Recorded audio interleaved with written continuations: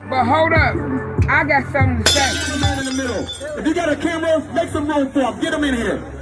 I want them to have a 360-degree view of what freedom looks like. Back up, make some room for him. Make some room. If you got a camera, if you're a media, I need you right here, right now. We want a 360-degree view. Put your black fist up for a reminder.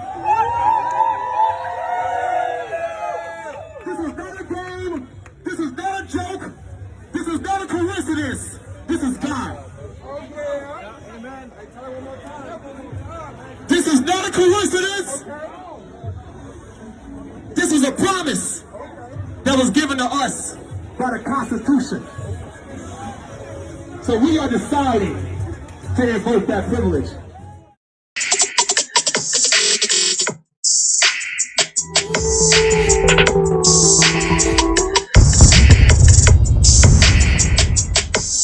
You'll find a way to make me keep working all night long. All right. Trying to reach you. Hey, episode IGSTS. IGSTS.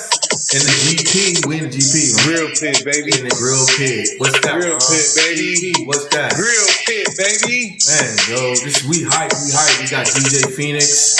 Episode 19. Episode 19. We already 19. And it's the best podcast in Minnesota.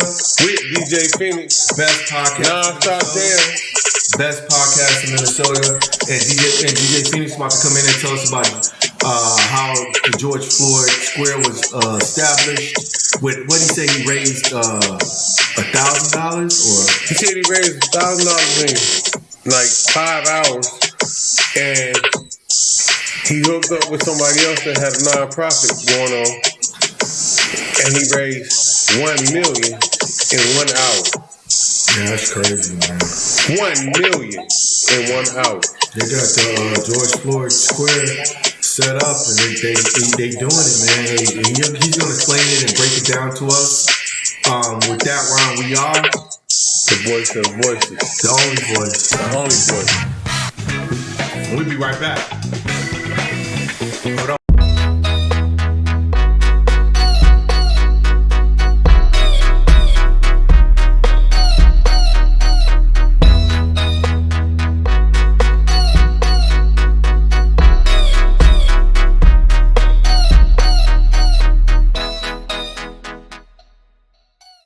Back. This is episode 19. I'm with my man. Ron B in the middle. I'm with my man. Ron B in the middle. My man Ron B in the middle. We about to introduce you to DJ Phoenix. He's about to grace us and talk to us a little bit about what's going on. And it's all good. Make sure y'all check out Since I've Been Down. It's popping. Conscious minds, wake up. Since I've Been Down, it's what we make. It's what we heading to. All the brothers getting out talking about they want to do a documentary. Documentaries. Here's our Conscious minds, wake up. That's our opportunity to do this. So check it out. Since I've Been Down. Since I've Been Down. Check it out. This is a prime example. Don't judge a book by its cover. Exactly. Since I've Been Down, it's a documentary about these brothers in Seattle doing their thing. IG family, TikTok family, what's up? Since I've Been Down. Support GP. the real. And I'm going to put that on GP. Support the real. Since I've Been Down, I'm going to put that on GP. This is Judge Free Zone. You know that, right? On GP.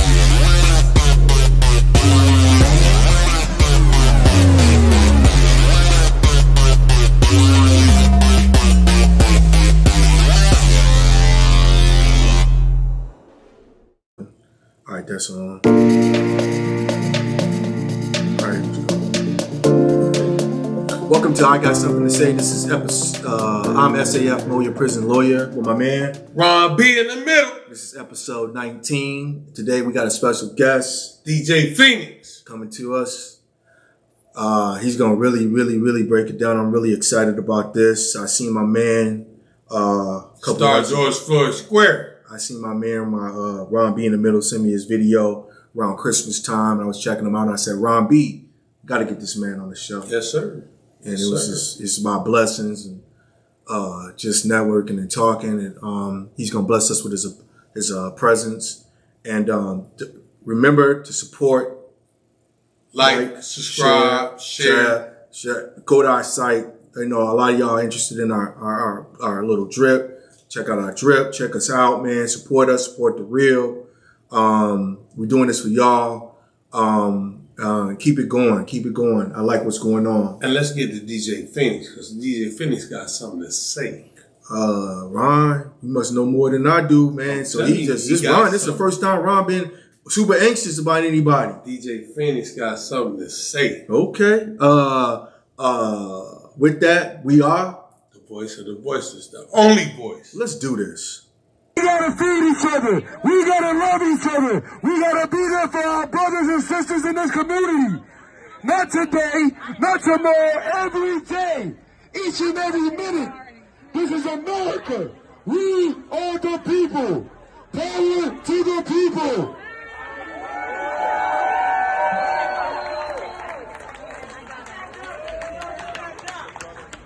When I tell you, I am so proud of this community.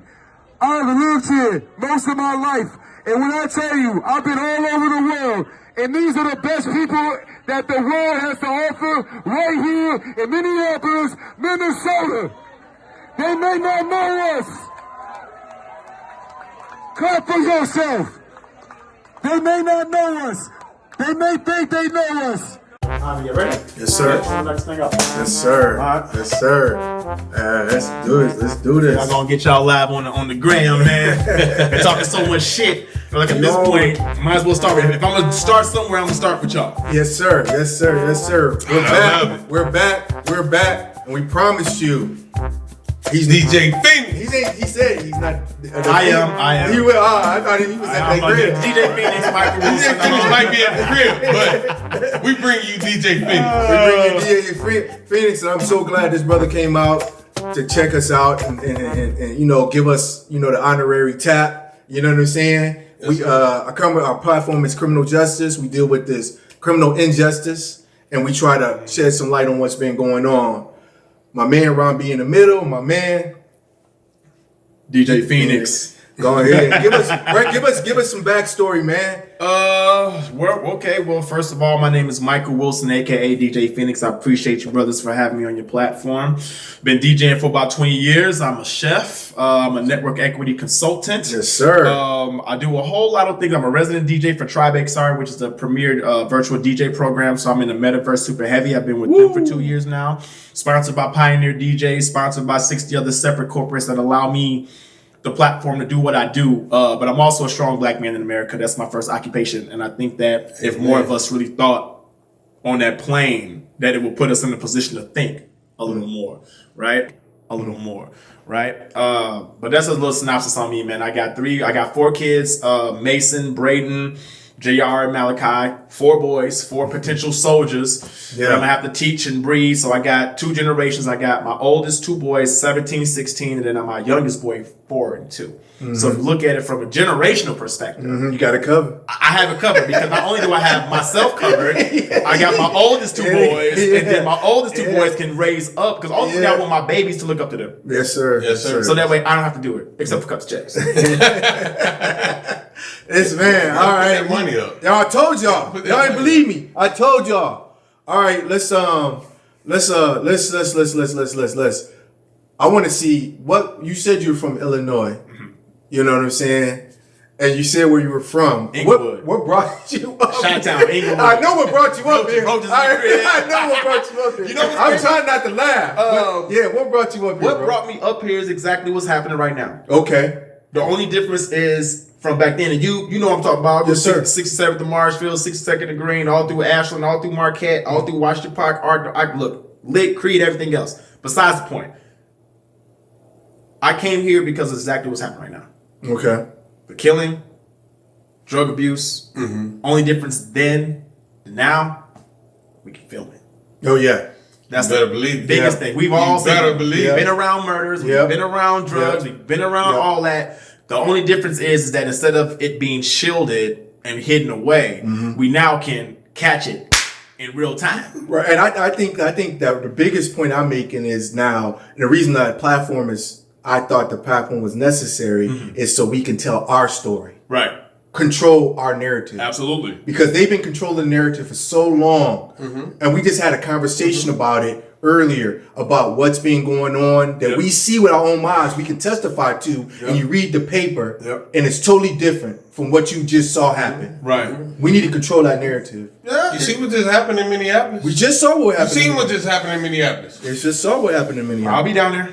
I'll be down there. We all gonna be there. I'll be down there. We all gonna be there. You know what? First of all, before we even go there about what's happening right now, big shout out to Courtney Paris, Lavish Matt, Nakima Levy Armstrong. Oh, yeah, I know Nakima. And the rest of that crew for doing what they do. They are willing to do the things that I'm willing to do, but that my rough around the edges nature won't allow me that to Chicago in you. Yeah, and I mean, now I've been in boardrooms, I've been in multi-million-dollar offices. I hear you talking, but it's just, I can only take so much bullshit. Yeah. You can't lie to me for so long. Yeah, and especially now, right? I just turned 40, and you know, I come from a cloth of the village, right?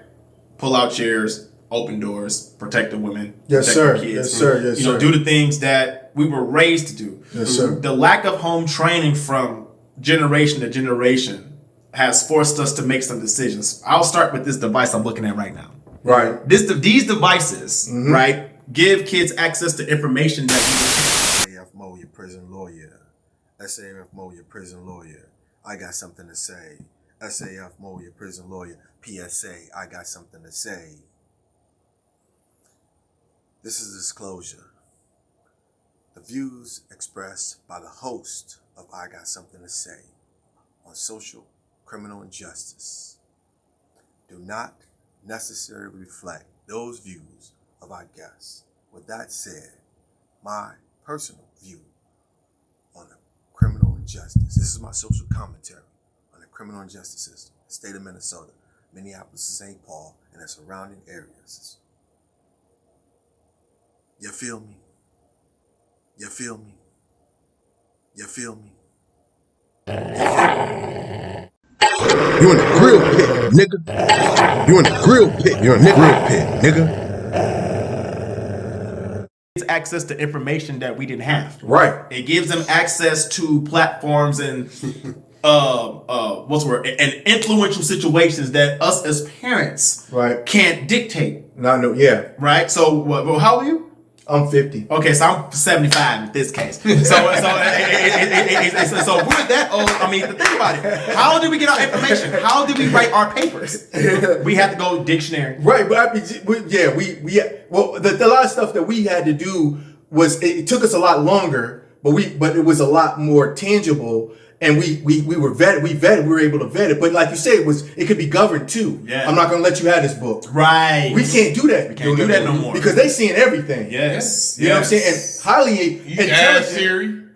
Huh? You can ask Siri. Well, you can ask Google. Well, it's right there. It's right there. We can grab it. Everything. I know what my point is, but I'm gonna let you make your point. 2 words here: critical thinking.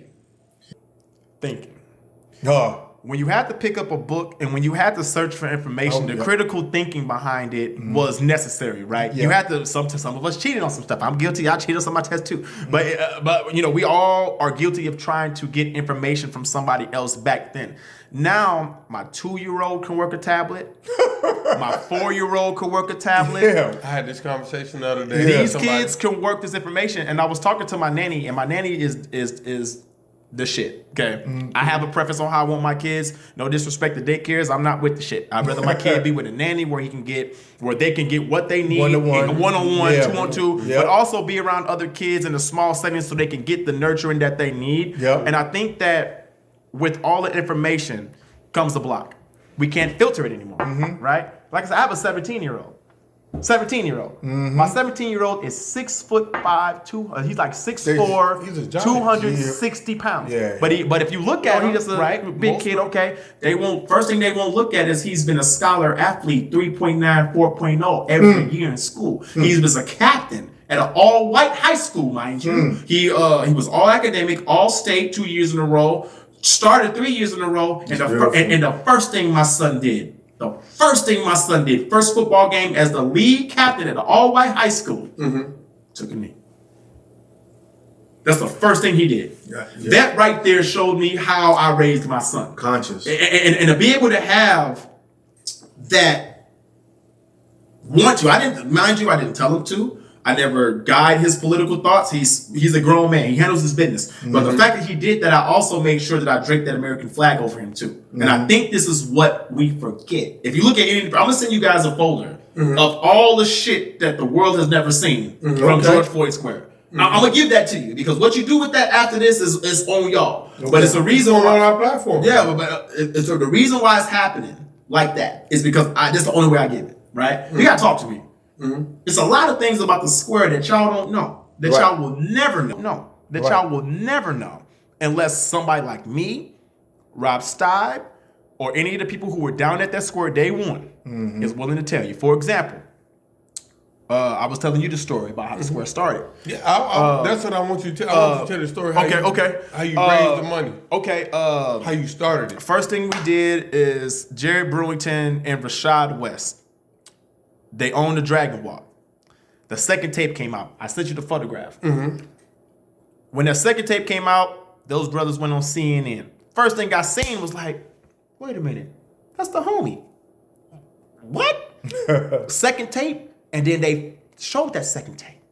Once they showed that second tape, first thing that came to my mind, these brothers are targets. They're targets. They're targets. Automatic. So, morning time comes, Jared Brewington calls my phone. He said, yo, I need you to bring some love down to 30th for Chicago. That's right. And I said, brother man, whatever you ask me for, you shall get. Because, like I said, you shall get. Because, like I said, what I say when we start this interview, black. Yes, sir. The reason why I'm on your platform is because you're black. Yeah, now I can go. I talked to Reg Chapman from WCCO. Love dude. I'll talk about him in a little bit. But he said bring some love down to 30th for Chicago. I said fine. Grab my equipment. Call my friend DJ Soda, Rob Steib.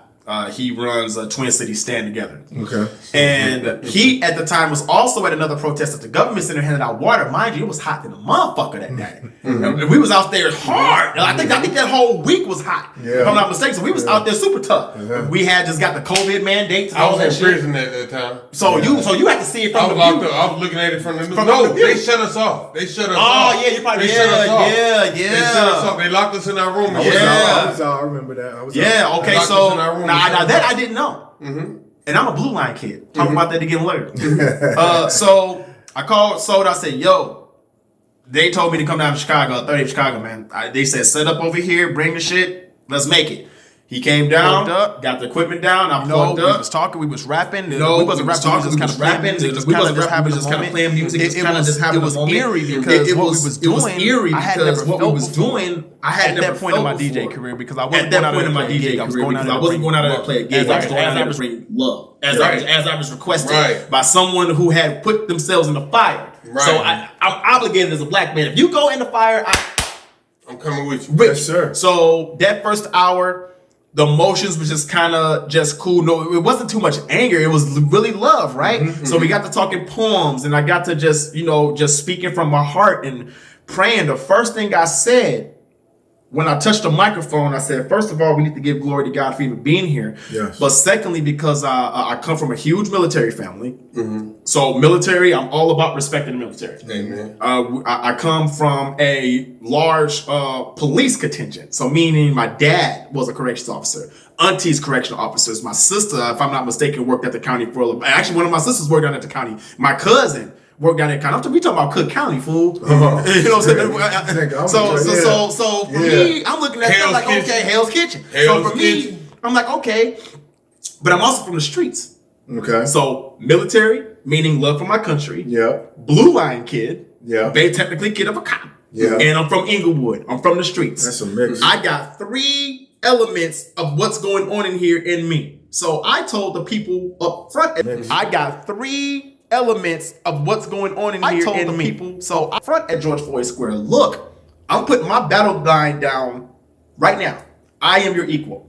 I am not a Blue Line kid here. I'm not from a military family here. And I'm not from the streets here. Okay. This is me doing the work of Huey Newton, Yes, sir. Bobby Seale. Yes, sir. Malcolm X. Yes, sir. Martin Luther King. Rosa Parks. Yeah. Emmett Till. Yep. And on and on and on. Yep. We're done with this shit. So we're going to knock this shit out. Mind you, as we're on the microphones talking, doing the thing, that's where the picture I showed you came from. I got to meet some of his family, young family down there. They got to speak. But there was fires to the left, fires to the right. The shit was coming to us. No, it was coming to us. We stopped it. The reason we stopped it is because during that time, I took my hat off. Now, call it what you want, man. Since I'm speaking my motherfucking mind, I'm gonna speak my motherfucking mind. I'm folks, nigga. So for me to be me, we had to go down to 38th for Chicago and pay the motherfucking permission slip. And because we paid the permission slip, we raised $2,000 in damn near 5 minutes. Yeah. I took my hat off. I put my $50 in the hat. $50 in the hat. I talked to all the dope boys on the block, all the parents on the block, all the people on the block. We talk so much shit about what we need to do. Okay, here's your money. Put your money where your mouth is. Yes, sir. And then once we got the money, G.I. Jizzle went up. He was one of the original few dirtbags. He was there. Robert Guy was there. Soda was there. A whole bunch of us who I see every day was there. They all put money in the hat. Yes, sir. And when we put that money in the hat, first thing I did is I took it and we gave it to a college in one of the names of the, I forgot her name, but she actually lived in the building across the street. I said, first thing we're going to do is we're going to pray over this time. So we called the pastor over. We prayed over that money. I'll send you the video. We prayed over that money. And when we prayed over that money, what you're looking at now is us praying over that money. That's the result. Now, my man Tony, he set up a whole separate situation. We raised that money in 5 minutes. This brother is responsible for raising $1 million in one day. Did y'all hear that? One day. One day. And I think, if I'm not mistaken, I think he broke the Guinness. He might have broke a record doing that. But by him doing that, I think his mama, Miss Lydia, came down after that. She was kind of the elder statesman for us as far as keeping everything in check, keeping everything in line. But mind you, as this was going on, I'm consulting with every elder on that block. People didn't know that. I was going back to old school rules and regulations, fool. When you guys, that's how you grew up. You know what I'm saying? That's talked about. It's on the deck. That's yes, sir. And these old folks paid their dues. No, I'm not saying old folks, but these elders paid their dues. We just lost another one the other day. Name is not catching my head, but he was one of the soldiers, one of the generals down there, and I consulted with him every day. Met him at the gas station in the same spot, asking the same questions to make sure I kept myself in line. Yes, and I had to also remember that my voice at that time was very powerful. I had the ability to lead thousands upon thousands of people into destruction. You didn't have the ability. You have the ability. No, listen to me. I had that ability. What's happened now over time is that ability has come a responsibility. And that means how I respond to my abilities will give people the things that they need, whether it's positive or negative. So let's fast forward the next day. Next day, we get that money, we raise it. We talked to some folks. The only time the police came down there during my stint, mind you, remember I told you I was a Blue Line kid, military family. It's only one time that they came down there. And that's when I wasn't down there. And that was night 2. And that was the same night that they took those news people and they arrested them. The same night that they took those protesters down there. The same night that they took those protesters down there. They came down in the cloak of darkness trying to get people out of the way. Next morning, that's what I think that same night is when they did the target, when they did all the looting and shit, bloop, bloop, bloop. So I think it was day 3. Day 3 happened. That shit gets knocked out. I go down there that morning. I said, you know what? I speak to people, blah, blah, blah. We had a good speech. It was impromptu. I'll send you all this footage. Thank you. That same afternoon, I was part of the moving business at that time. That next hour, I went to my shop. I had a whole bunch of couches, chairs, tables. Went to my boss and I said, yo, he's a black man from Canada. He didn't know anything about the civil rights struggle outside of what he saw. And I said, look, I need your permission to take this truck down here. You black, right? I said, okay. I said, we're about to go do some major shit. I said, I'll do it myself. So what I did was I got in this 25-foot rig, drove down to 38th in Chicago, through the alley, all that furniture. I told them motherfuckers I was moving in, and guess what the fuck I did? moved in. Moved the fuck in. Yes, and not sir. only did Then- I move in, Twin Cities Relief Initiative, Robert and Ronnie got. These brothers were very instrumental in helping with the band. That's what I call it, the band. We have two separate nonprofits that was created out of the George Floyd Square situation after the fact. But we were a band. I'll send you those photos as well. I'm gonna send you a whole folder of shit. And when you're done, you're gonna understand exactly how it started. So Miss Marsha was down there, and there's a few other people, the gatekeeper, and the people who actually lived on that block. I asked them permission to do that. Okay. I wasn't down there as some guy with a microphone trying to spit policy and all this other shit. I went to the ones who had the juice. motherfuckers who had the gangs, the guns and shit. I walked right up to them. They never approached me because of how I did it. I paid that permission slip. Yeah. Because I paid the permission slip, I was able to go down there and do what I did. Yeah. Now, everyone else who came along with it, again, when I send you the shit, you're going to understand this story. The fact that we have people of all walks of life. Shout out to the Gardner as well. He put that fist up and did all that down there. Shout out to Andrew Jones. Mind y'all, I'm watching all this shit from prison. Man, I'm watching talking about all this shit from prison, and I'm seeing it and it come together. I have a whole list of names of people who I really just want to give y'all, but there's a bigger list of names that matters here. Those are people that got killed by the police. and I walked up and down that list because it was written on the street. I walked up and down that list of names every hour, once an hour, just to give myself a humbling perspective of why I'm here. When Jesse Jackson came down, we was doing our thing then. Guess what I did? I bypassed all of his security and I walked directly to his car. His son got out. He got out. Security detail got out. They did not move me. I walked with that man. I walked him to where that man lost his life. I escorted Jesse Jackson on stage respectfully, and I also asked him respectfully, don't come here for a fucking photo op.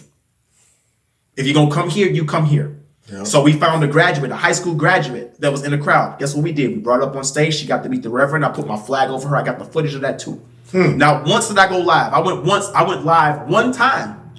That whole time. Once. And that was when Representative Ilhan Omar announced herself.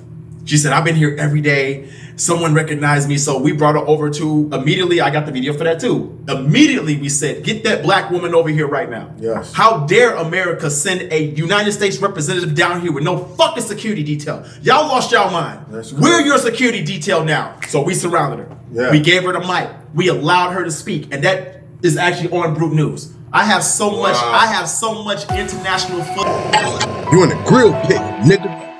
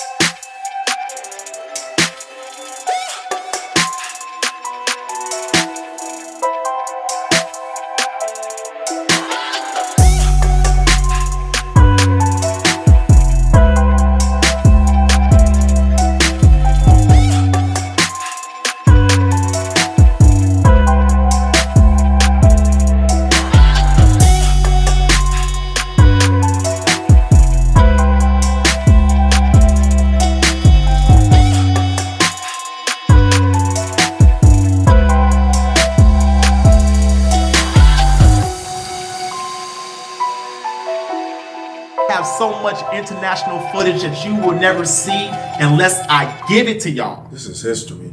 And my job with this was to remain humble. Because I knew at any point if I decided to go off the rails, I would lose everything. To have that feeling, walking around with that shit, going to speak to them looking for answers from you and you don't have them, but me also not creating them, but also me not being anti-government. I wasn't anti-Trump. I wasn't anti-police. And with no violence. I wasn't, no violence. Not once. With no violence. Now, one time, obviously, you got hood politics. I gave my word with the permission slip I would stay out of the hood politics. So how they handled that money situation was not my call. My job was to respect the permission slip. I came down here to bring leadership, accountability, and respectability to the message that we're sending to the world. Yes, sir. Not to us. We know us. We see us. The world responded. And the world responded. Not only did the world responded, I have documentaries in my inbox right now that y'all won't get unless I give it to y'all. But I'm gonna give it to you. But I'm gonna give it to y'all brothers because I really now I posted some of this shit. But again, for me, right? If I really wanted notoriety off of this shit, black men, me being a DJ, me being a chef, me having access to a major network, right?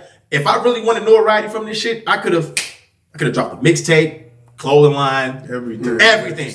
I bypassed all of that. Matter of fact, it was times when I was at the square when I seen vendors down there, I was offended. Right. Like, if y'all down here with this vendor money, this money needs to be going to building this motherfucker here. Yes, sir. So let's fast forward to the verdict.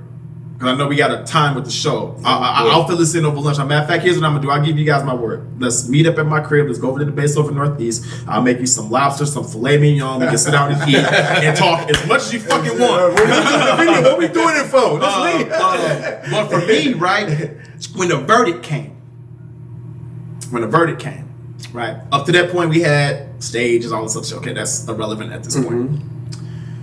Right before we got the verdict, then Dante Wright died. Dante Wright got murdered. Dante Wright got murdered. Yeah, We covered that too. Now watch this. Y'all didn't know this. The dude with the teddy bear running around. Huh? Nice to meet you. Yeah, teddy bear. I'm the nigga with the teddy on. The dude when the verdict came out, and that dude started throwing that motherfucking money around.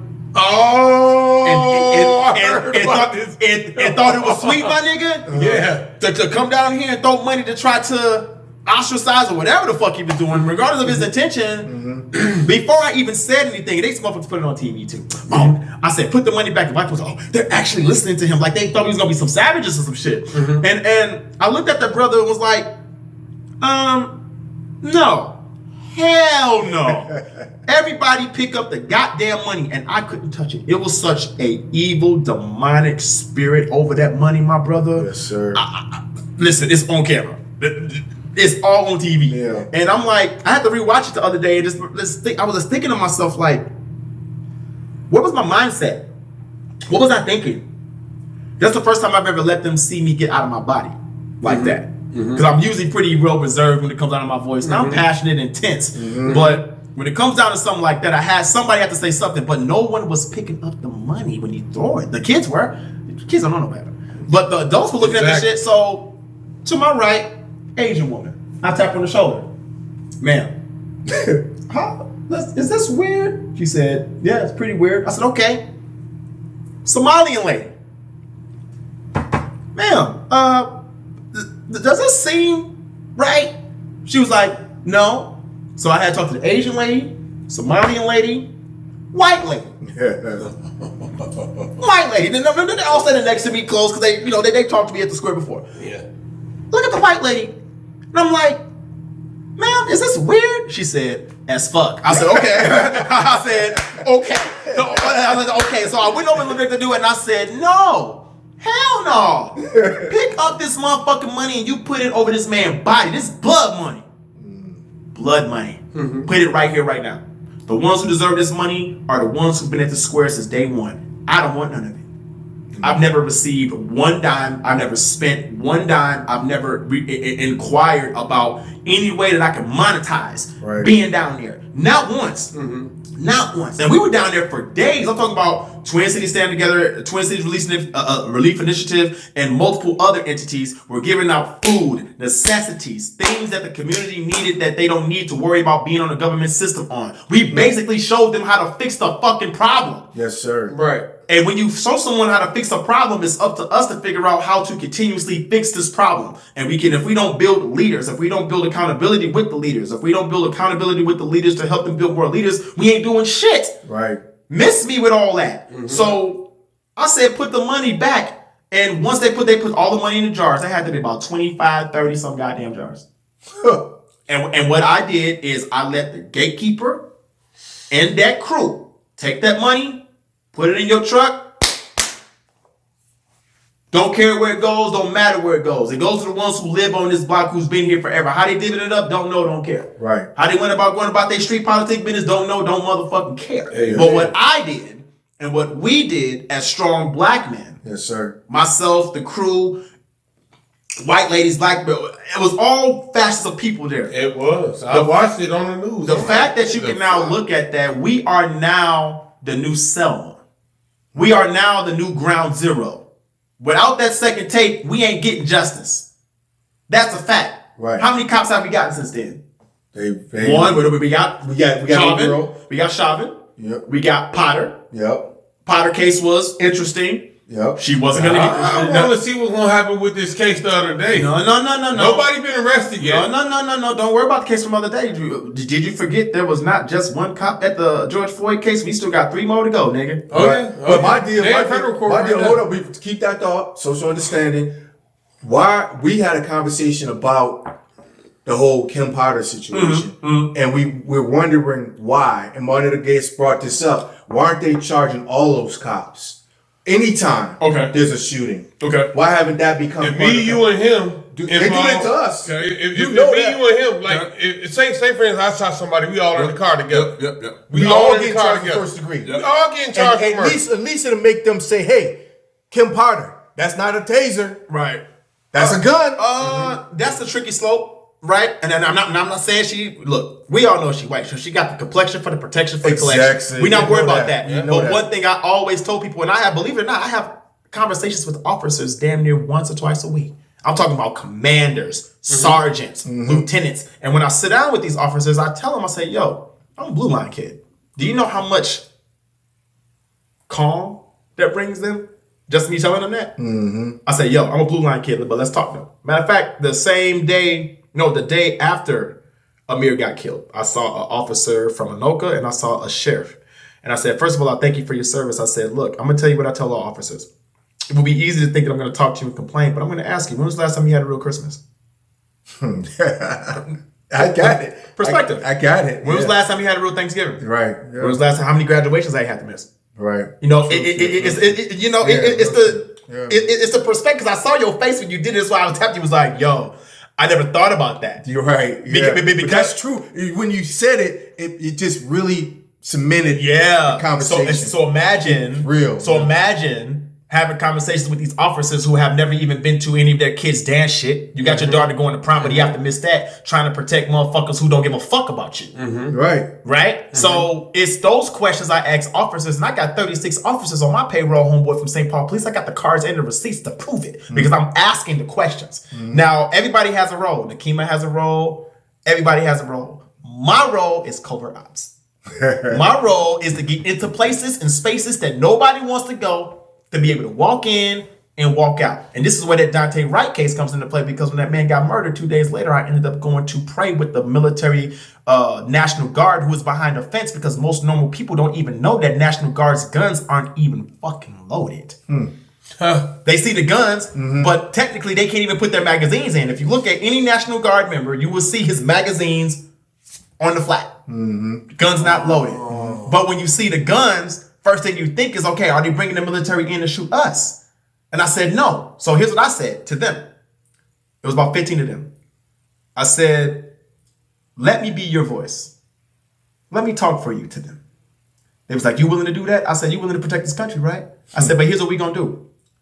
If you look at my picture, I'm wearing an American flag, right? I took the flag and I put it up on a pole. Outside the first Gary. This is before the 2 fences came. It was just one barrier before they doubled it up. I put the flag up and I said, here's what we're going to do. We're going to have a commonality. We're going to say the Pledge of Allegiance right now. We got to have understanding. I'm one of the leaders out here. We need to do this. So put my hand over my heart. It was 15 of them, because 5 more joined when they saw me talking to them. 13 out of the 15 put their hands over their heart. 13 out of the 15. We said it. Once I was done, I stopped. I pointed at those 2. I said, you 2, why? No, you're not fit to hold those guns. Here's why. if you can't even have a reflectionary response to put your hand over your heart for the country that you're fucking protecting, but yet you're willing to stand in front of my people with these motherfucking guns, Right. I called out the captains. Exactly. Guess whose Red Bull and American flag patches I have sitting on my desk right now? The captains. You captains are responsible for them. So every single day for the first 10 days while we were out there, I came out there every time for lunchtime, and guess what we did? Next day, I go back and see them. The captain comes over to me, pull me to the side. She say, after you left, we talked about you for 10 hours. What you did boosted the morale of my team so bad because up to this point, none of us had showered for a week. We haven't had real food to eat. And this was a woman. She said, I haven't seen my babies in 3 months over this bullshit here. Dealing with George Floyd and this now. So not only am I not seeing my babies, I'm out here dirty as hell, and you want me to be happy about people cursing at us and we're not the enemy? Right. Yeah. I said, so who's giving the people outside this gate that understanding? I go to the leaders at the same time, and I go out there. Same day. I did the soldiers first. Later that afternoon, this is when the rally was starting. Folks today had the bullhorns out. Got the pictures of this too. First thing I did is I grabbed that bullhorn. No, I grabbed the microphone, looked at the soldiers, stood in salute, yelled at the police, yelled at the soldiers. I said, okay, yelled at the protesters. Everybody get over here, get there. I need your attention now. What we're going to do before we even start this fucking protest is we're going to say the Pledge of a fucking Allegiance. We have to remember where the fuck we live. We eat here, we shit here. If China come in this motherfucker, if you got the gun, you busting? Yeah. Iran come in this motherfucker, are you busting? Yeah. If Pakistan, Uzbekistan, whoever the fuck, if they come in here busting, guess what's going to happen? Yeah. Every motherfucker out here, protesters, cops, military alike. We're gonna have to stand together. That cheer, my phone is China. If they come over here, guess what we doing? Busting. So if that's the case, then we have to have a commonality. Exactly. So I did the Pledge of Allegiance. I said my piece. I was brief. Then I left next day. Pray with the officers again. And then I pray with the military again. I said, okay, y'all got a mission now. Now that we're friends and cool, at this point, we're chummy talking shit. At this point, we're past the subtleties. We're just talking shit, we're having fun, right? Yeah.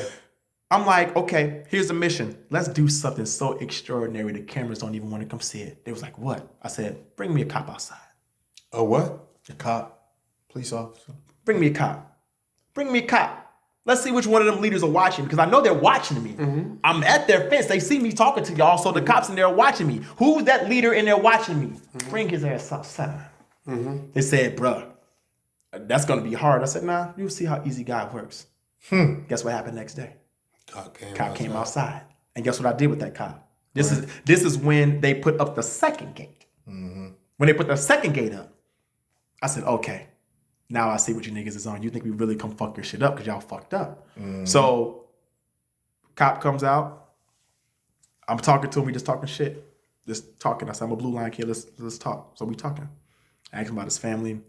I said, what I'm going to do is, I said, what's fucked up about what's happening right now? Mind you, it was literally just me and the officer and a few protesters outside. This was like midday. I said, you see all those cameras over there? They won't even come see us talking. They don't even want to see the positive dialogue that we're having. Right. They don't even want to entertain it. I said, so here's what's going to happen. I'm going to pray for you right now, but I'm going to use all the power of Jesus I got.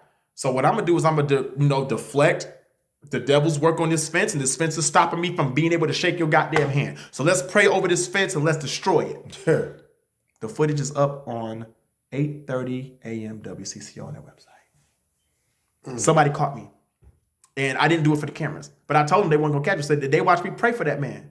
I pray for them. I pray for our country. And I pray for the police. And I also pray with him. And I told his ass when I was done, once these cages come down, it's me and you. And guess what's still up? Cages. So until those cages come down, I can't see that man. God told me not to do that.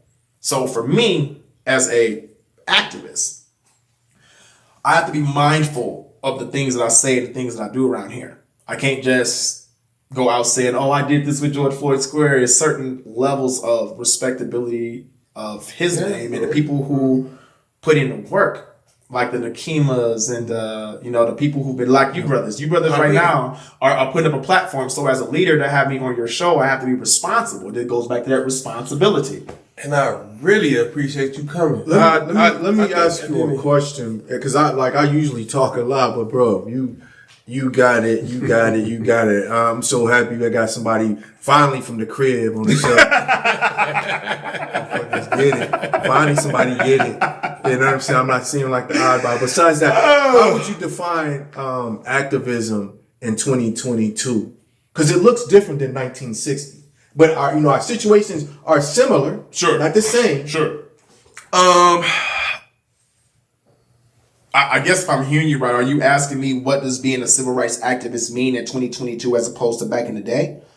Yeah, how would you because it's got to be because we're not doing those same things anymore. Sure. So when you say that you are, we're not getting sprayed with hoses. No, it's not even the sprays with hoses. Shot with bullets and stuff like that. When they're organizing. You know what I'm saying? They're doing all these different things. Okay. I'll speak for myself. Yes, personally. sir. I can't speak for everybody else. My meaning behind being a civil rights activist is these three things, and I learned this from my mentors of the LTD system, which was a bunch of white people and some other people, some other folks, not just all white people, but a lot of them, a lot of them were Republicans, a lot of them were conservative people. Mm-hmm. So if you can imagine, me being in that, arena, having to learn understanding, because up to that point, 10 years ago, I never knew anything about, liberal and conservative, separate things. I never learned about how people think when it comes down to that. But now that I know, as a civil rights activist, you are responsible for these three things. Versatility. You have to be able to go into the boardroom, to the streets, to anything and everybody who has a voice or heart or mind. You got to be able to do that. Mm-hmm. Number two, leadership duplication. You have to be able to take what you're saying, stand on it firm, and not only teach it, preach it, but protect it. Yes, sir. And protecting it means creating leaders who understand the vision of what's happening. You know how I know this works? Want to know how I know? It's an example. No. Knocking on doors. I'm here. Okay. I'm here with two brothers who got something to say. I got something to say. Yes, sir. So if this is not a revelation of how things are supposed to work as an activist. Yes, sir. Mind you, I told you I don't do interviews. Yes. I don't do cameras. Mm-hmm. At all. I haven't seen you nowhere. Especially local cameras. And I'm not saying you guys are local, but this shit here for me is not what's up. Mm-hmm. But like if you're not utilizing, somewhere I said leadership duplication. You missed. It was going to go to your third. I said leadership duplication. And you said the first one was that's the first one you said. Look at this. Dang. I got to rewind. Just rewind the tape. But the third one, and the third one for me is so personal, because as an activist, paying your dues is required. Amen. It's a lot of people who lost their lives for this shit, man. It's a lot of people who lost their lives for this shit, man. And I'm gonna try not to cry speaking about it because I get emotional. Mm-hmm. Because when you see the things that our black women are going through right now, right? Our black women are the most desecrated, disrespected people on the fucking planet. Why are we as black men not protecting them? Yes, sir. Right? That's the easy argument to have. Talked about that the other night. Right? Pressure. That anything I speak comes off the top of my head. Video. Yeah, so everything I say comes off the top of my head. I don't write. I can't do it. I can rap my ass off. I just choose not to entertain it. I told him it was freestyle. It's the truth. The ability to speak truth, regardless of the feelings that people are going to have about it. The truth speaks for itself. And if you're not willing to go into that lion's den, speak the truth, knowing that it will protect you, then you ain't built for this. Right. If you can't go into a podcast, speak your mind respectfully, but still respect the platform, and also give you guys a piece of myself that's going to duplicate the leadership, then you ain't got no business in here. And that's the first thing you said. You reason I remember what you said. The first one you used, Malcolm X was great at it, being able to be versatile. Gotta be versatile. Malcolm X was able to speak to the people. Gotta be versatile. Yeah, deal with these white intellectuals supposedly and put them in their place. Now this might That's fuck not you cool. up. This next statement might fuck you up. Go ahead. Do you know the hardest people that we have to actually get through is not the white people? Our people. Our own. It's us. Our own people. And because it's us, this is what requires a little bit more patience, right? You got to be able to have the ability to not have a immediate gratification mindset. We let our pride get in the way. No. No. The immediate gratification is exactly Right now. what we right off the bat. Right now. We want it right now. As a child, it comes out in us. Right now. For this generation, that's what they expect. And the list goes on and on and on and on and on. You guys are well trained. You know martial art for what at the end of the day? 20 years old boy, you can't take it down. 20 years old. Get the fuck out of here. Actually by a senior law enforcement officer. She grabbed her fucking taser. And then you put it on your strong arm. And it's your fucking service weapon. But a life is gone.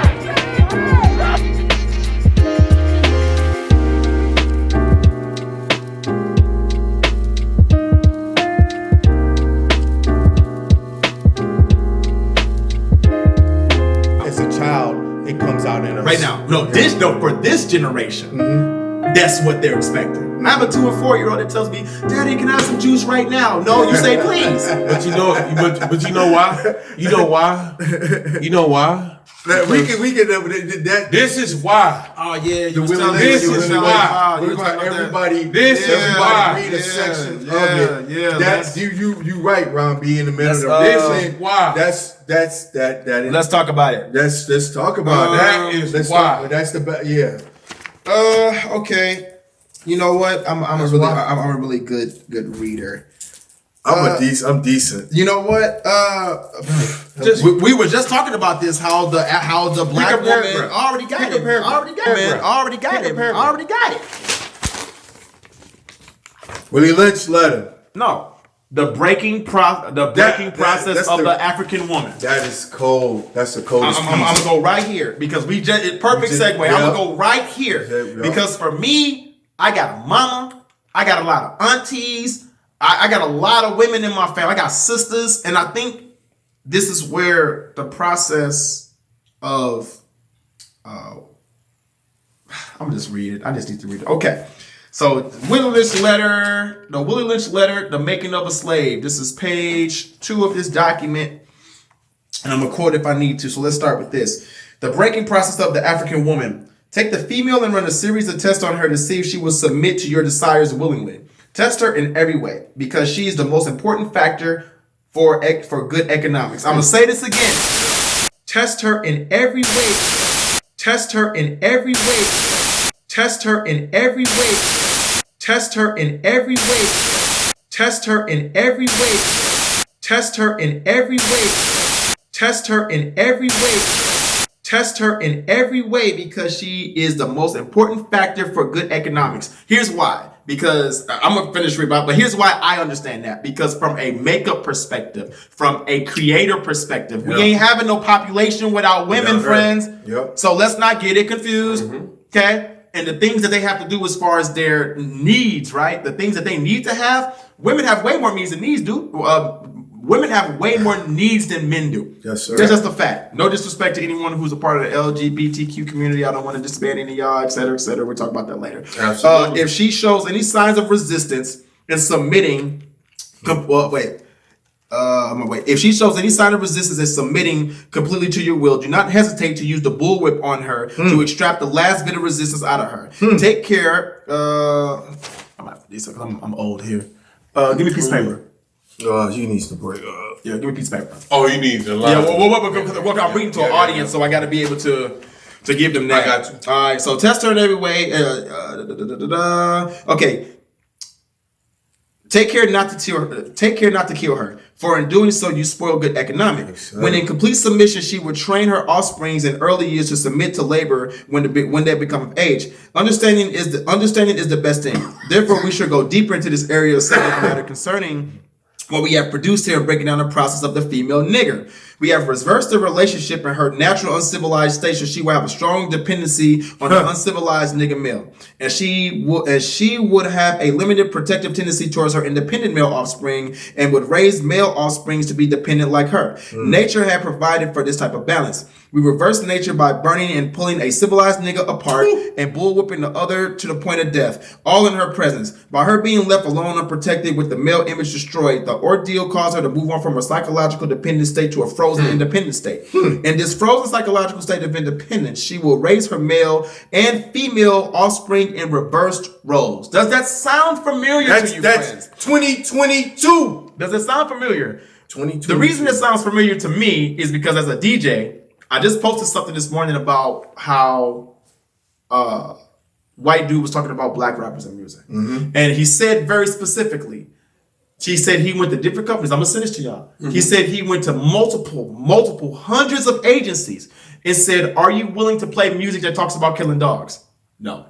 Are you willing to talk about, are you willing to play music that talks about rape? No. Are you willing to play songs that pertain about, culture of some kind, blah, blah. They were like, no. Are you willing to play a song that talks about black people killing black people and perpetuating things that's necessary? They said, maybe. No. They said, maybe. Oh, maybe. Now, here, they said maybe depends on what the audience is, how much money he's making, right? Rick Ross ended up getting in trouble with Reebok because he mentioned date rape in the song. Not only did Reebok tell Rick Ross that they were out of line, there were picketers outside talking about date rape is real and all this stuff. But I'm thinking about it, and the white man said it to me clearly, and people who saw it have been commenting all day.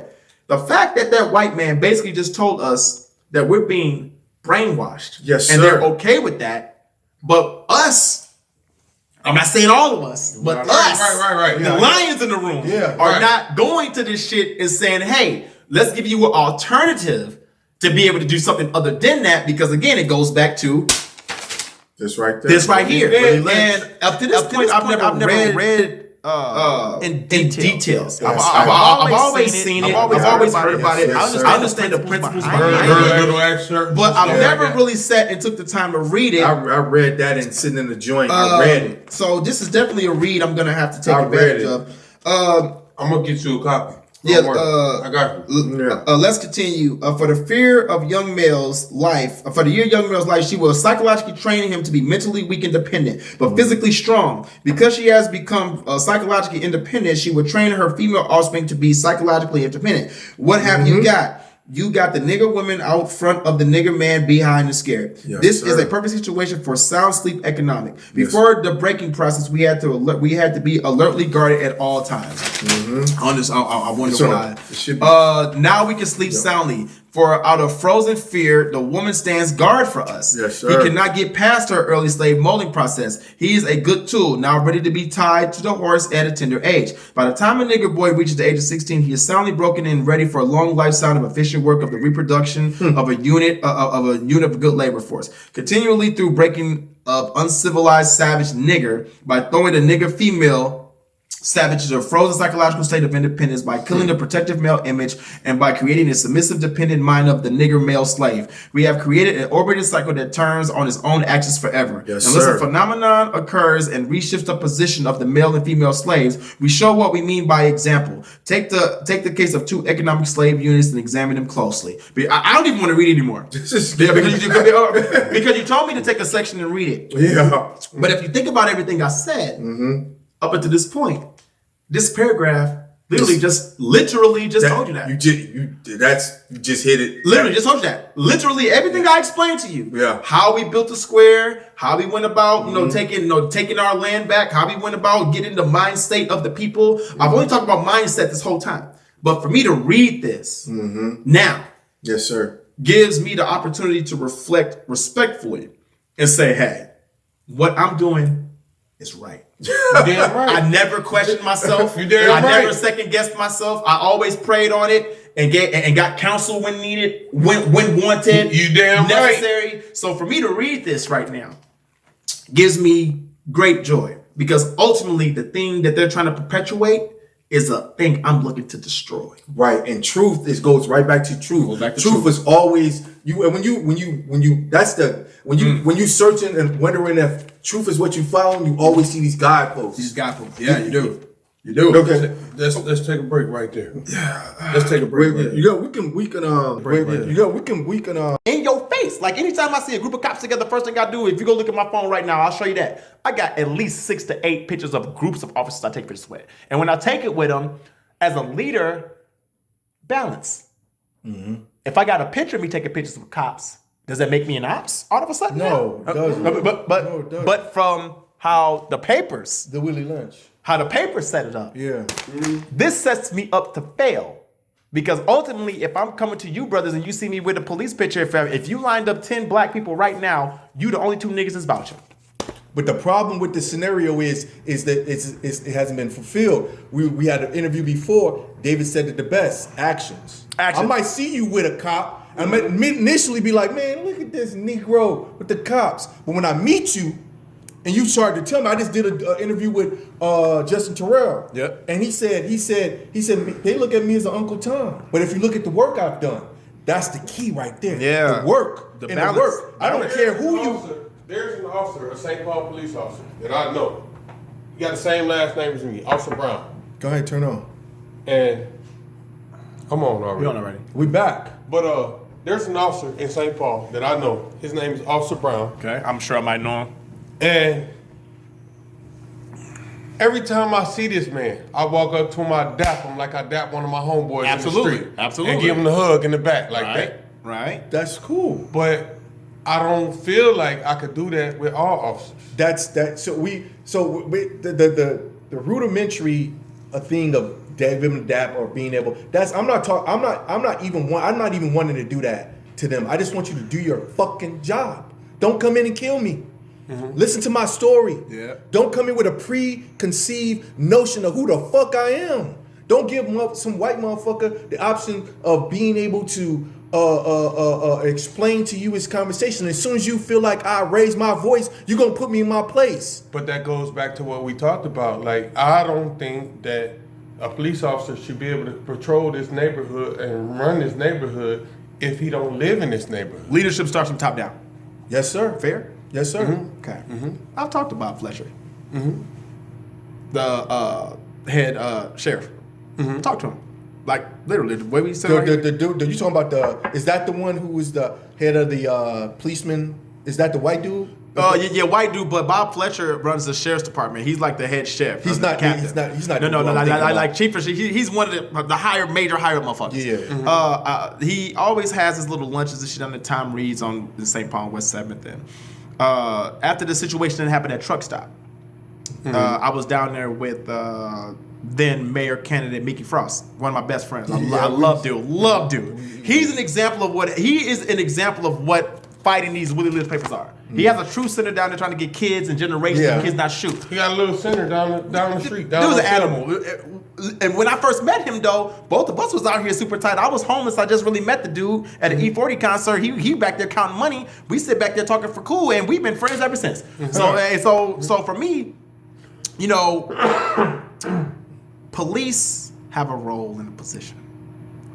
Home training has taught us to always be what? Respectful of our elders, respectful of authority. Yep. Mindful of the people around you. Take care of the women.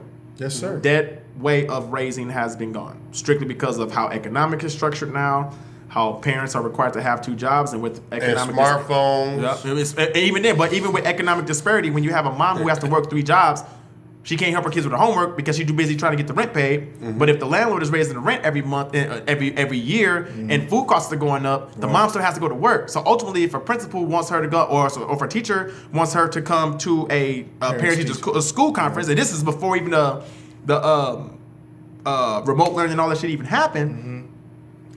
Mom got to go. Mom will be at work between 4 and 7. She has to lose money. Yep. So either I lose money, can't feed my kids, or come talk to you and you tell me something that I kind of already know, especially if I have a good kid. Right. Now, involvement, they want all this to happen, but it's a village mentality. The village is burning. Right. And it's burning fast, and it's been burning though. Yep. How do you expect us to rebuild a village when you got these young people out here who don't even know how to hammer in a fucking nail? They don't know anything. And that falls on our generation. And you got to understand, all the black men that could show them, that you extracted them. They locked up. Extracted them. They locked up. And you placed them in a place. You know, so for you know, and they're not there. They're either dead or gone. But in the ones that you left, whatever goes back to papers. Yeah, goes back to Will and yeah. It's just it's so I have a concept on that too. They understood what was happening. They understood by taking these Malcolm X's and Martin Luther Kings and these Stokes Carmichaels and all these out of our communities. Here's what's going to happen.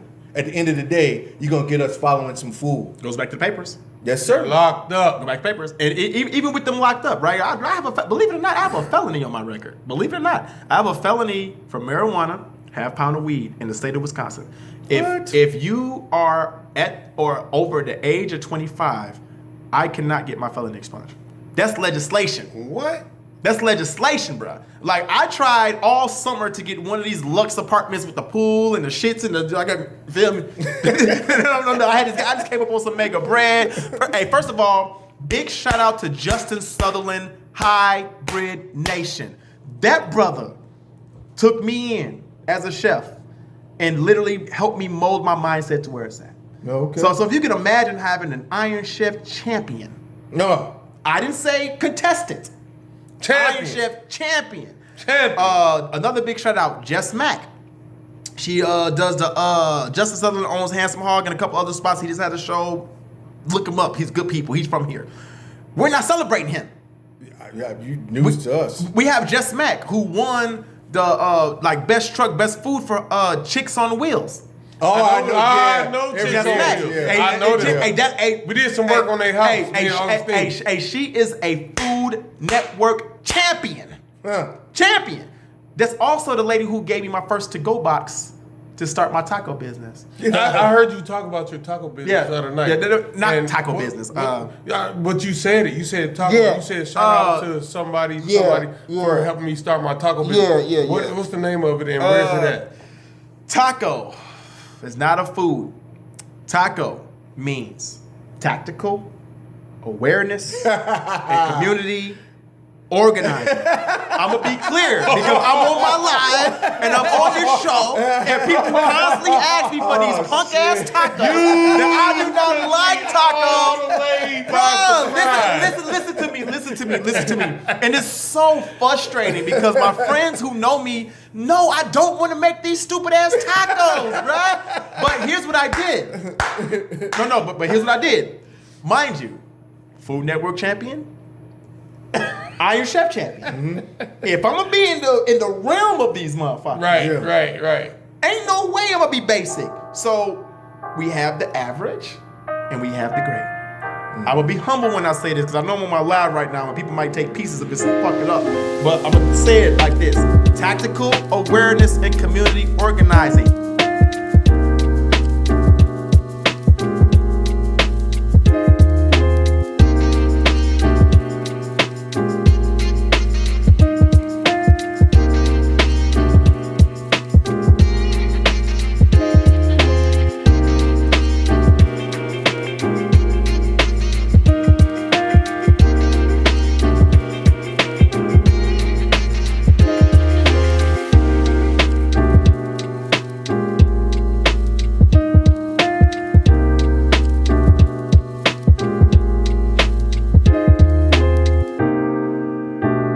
Actually one of the lead champions down at the state capitol. He went down. You said taco. You said shout out to somebody for helping me start my taco business.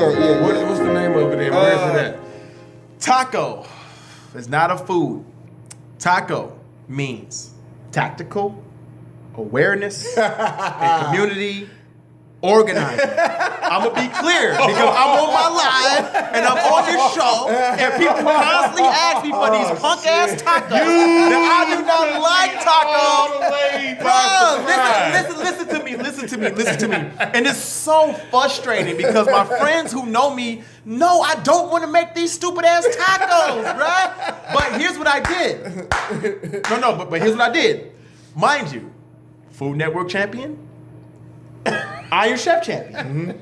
If I'm gonna be in the realm of these motherfuckers, Right.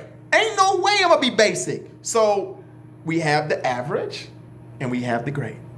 I will be humble when I say this because I know I'm on my live right now and people might take pieces of this and fuck it up. But I'm gonna say it like this: tactical awareness and community organizing. Fuck this food. All I did was make sure I did 2 things and 2 things only. I raised the motherfucking bar. So instead of me putting basic ass meat or back shoulder, whatever, I put filet mignon in my shit, and that's 1 level below Wagyu beef. So if you gonna play, so if you want people's attentions, right, you give it to them. And here's why: because people go to Benihana and they spend, black folks go to Benihana religiously and spend $50 they spend $50 specifically for a cube filet mignon. Benihana's horrible. No, hear me out. They expensive for nothing.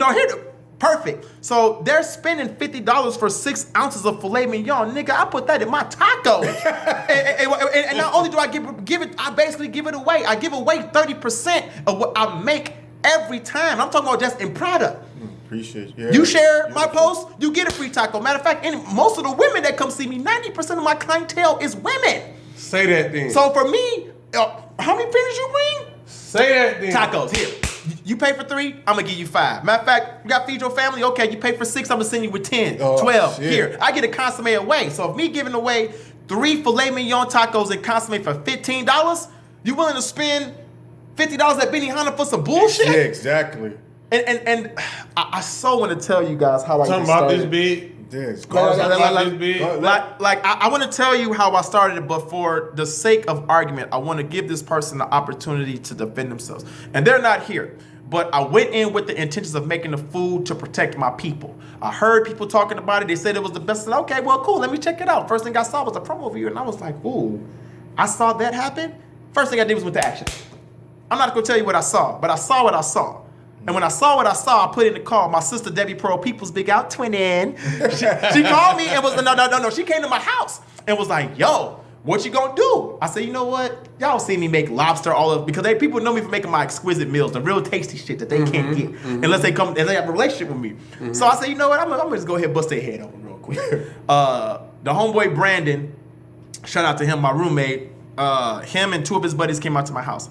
They were at my house for 6 hours. I used sea bass, lamb, filet mignon, big stupid jumbo prawns the size of my hand. I'm talking about scallops. I make this consomme that was amazing. He was like, "Yo, you got to keep making these, man. You can't just stop. I said, "No, nigga." And to this day, I blame him for that because if he wasn't there.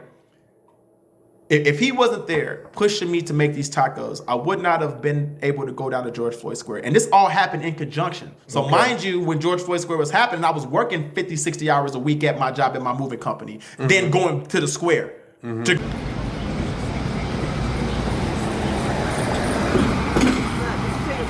Speak increase to this offering, God. I speak increase to the tithe, God. I speak it for each one that was not able to give but wanted to give, God.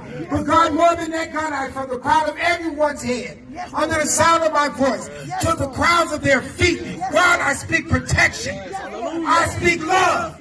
I speak peace. I speak joy. I speak happiness. Hallelujah, somebody. God, we thank you. In the name of Jesus, we thank you for the increase, God. I see it, I speak it by faith, I declare it, I decree it in the name of Jesus. Amen. Amen.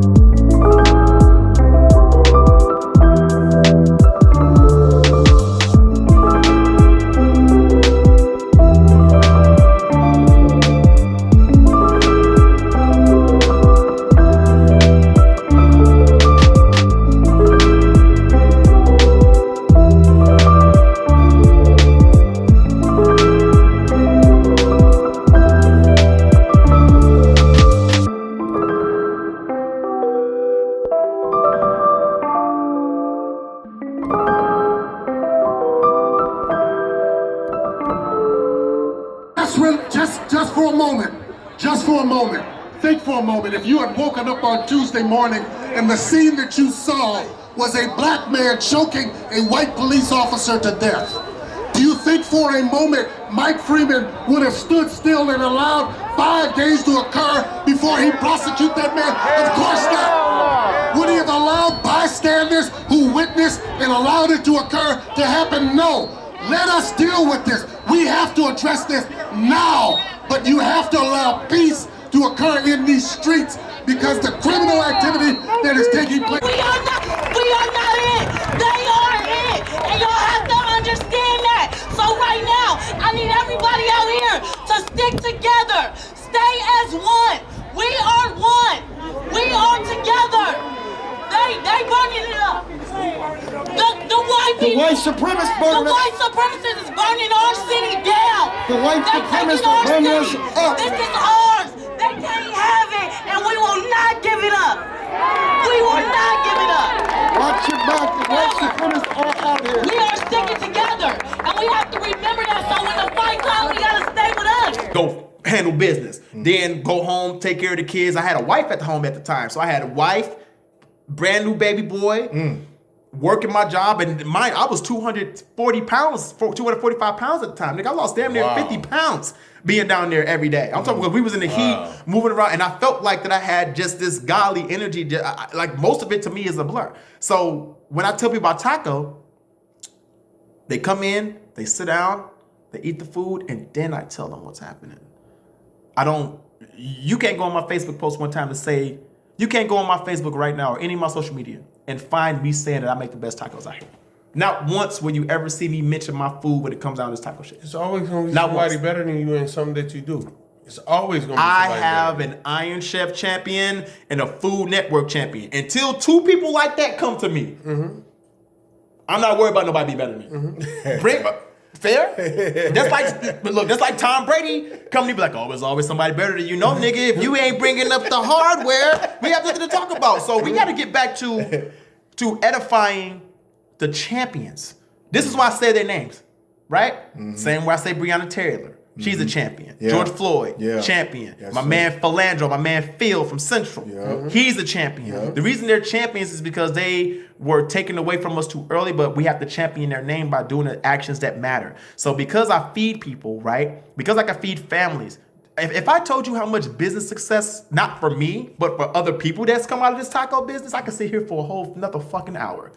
And give you name by name, That's the truth. person by person, Hey, house by house. Let me explain something to you. You welcome to come back anytime you want to come. No, we're gonna have this conversation. Anytime. We're gonna have this conversation off No, camera. this is- Anytime. What I want to do with you two brothers specifically, and I'm gonna say it on camera. What I want to do is figure out how to create a workroom, bring this stuff in here, get you in virtual reality, so that way you can be seen. If that requires me to take two days out of my week to give you that for the next 30 days, cool. I need you guys as black men to have access to power that leadership has. Yes. You are only as good as the leadership you duplicate. But with privilege also comes your time and your money. And I think this is where black folks get it lost because we're too busy trying to find cheap ways to do this, do that. How can I cut this corner? How can I cut that corner? And I said, fuck that. What I did was I tried to get the best quality products. First of all, I'm gonna name some supporters off of this taco shit just so that we understand. Big shout out to DJ Inferno. One of the best people on the planet. I didn't even know, dude. I couldn't stand dude.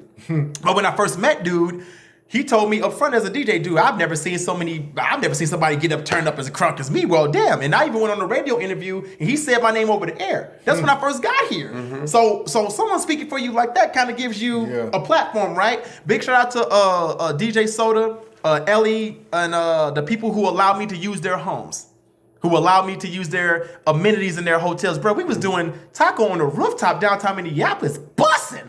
But I never advertised. Do you know I made a whole lot of money without even marketing a campaign? All I did was put a list on Facebook, a public 10 to 15 person list of who was supporting me. So when I tagged them, guess who also sees it?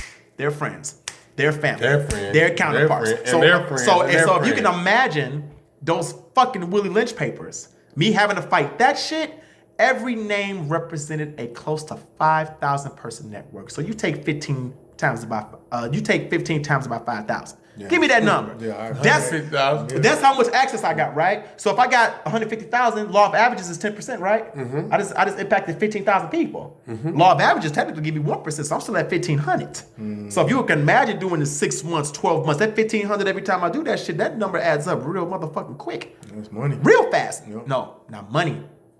Access. Network equity is the most underutilized privilege in this fucking country. The ability to say no, my nigga.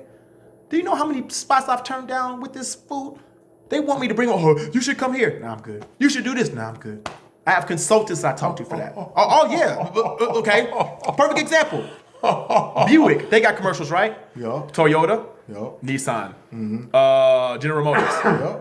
Does Bugatti have a commercial? Hell no. No. Does Ferrari have a commercial? No, they don't need Does it. But what? They don't need it. But no. But what is the car that most motherfuckers want to drive? Toyota. Bugattis, Lamborghinis, Mercedes, right. BMW. But do you see commercials for any of that shit? Fuck no. So why is this side so appealing when they can't see it, but this side over here is so like, oh well, I want this. Why are people not driving to get this? Because we're taught to only go with the average. This is why I have a saying, and I learned this from a mentor, and when he said this to us at a meeting, and it has stuck with me for life.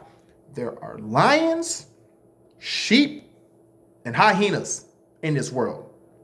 Hyenas scavenge. They only eat what the lions allow them to eat or what's left. You got the sheep who are eventually going to be eaten anyway, but ultimately they just run around and frolic around. And then you have lions. I'm a lion. I don't see hyenas and sheep as my friends. I don't see hyenas and sheep as homies. I don't see lions, I don't see hyenas and sheep as hoes. I see them as fucking food. I love it. And when I see food, I like to eat. You like to eat? Yeah. You like to eat? Yeah. Okay, so now that we figured that out, why are there so many fucking lions pretending to be sheep and hyenas? Because that's what average is. Average is sheep and hyenas doing the same thing every single day without making a change. A lion is like, okay, I'm gonna go hunt, I'm gonna get to the other lion, Joe. What you bring to the table? What you bring to the table? We call this shopping bag mentality. Exactly. We don't call it crab in the barrel. We call it shopping bag because ultimately if you hunt, guess what you're doing? If I'm hunting, guess what? No. We just added 3 times the food on this goddamn table. So if we bring 6 more lions over here, we can show their ass how to hunt. So that way, instead of us having 3, we got 9. Now guess what? Guess what's too small for us lions? The table. So what do we have to do? Bigger. Make a bigger table. Get another table. Yep. That's the Panthers mentality. That's it. Yeah. And when we get back to that basic shit, that's basic. This taco shit for me, bruh, is basic as fuck, nigga. This was a candy store when we was growing up in Inglewood. This is the old lady with the store to go. I'm telling you, there was a candy house on every block. Tell me about it. And I'm telling you, and we would religiously go there, nigga. We find a few quarters, nigga. She getting that. But guess what? When Sunday dinners was popping up and ain't nobody had nothing to eat, guess who had the money to feed us? The candy lady. Damn it. And that's what's fucked up. That's what's fucked up. That's what's fucked up. Is that we got to get back to that. To the candy lady. We got to get back to that. Because if you think about it, imagine me, you, and him, right? Going to buy a house. You live on the floor, I live on the floor, you live on the floor. I cook the food. You get the production. I make the food. I have the DJ music shit downstairs. And you got the production. Right there. With this music shit. With this entertainment shit. We solve 3 levels. Yeah. Food, which means access, which means money. We have production, which means commercials, marketing, access, money, music, DJing. We can go to every club, and because I'm virtual reality, my nigga, that little box over there, hand me that box. No, right there, bro. Right there. Right there. Right. No, right there on the floor. The box. Show you something. Last night, I played a set on my virtual reality helmet with my DJ shit.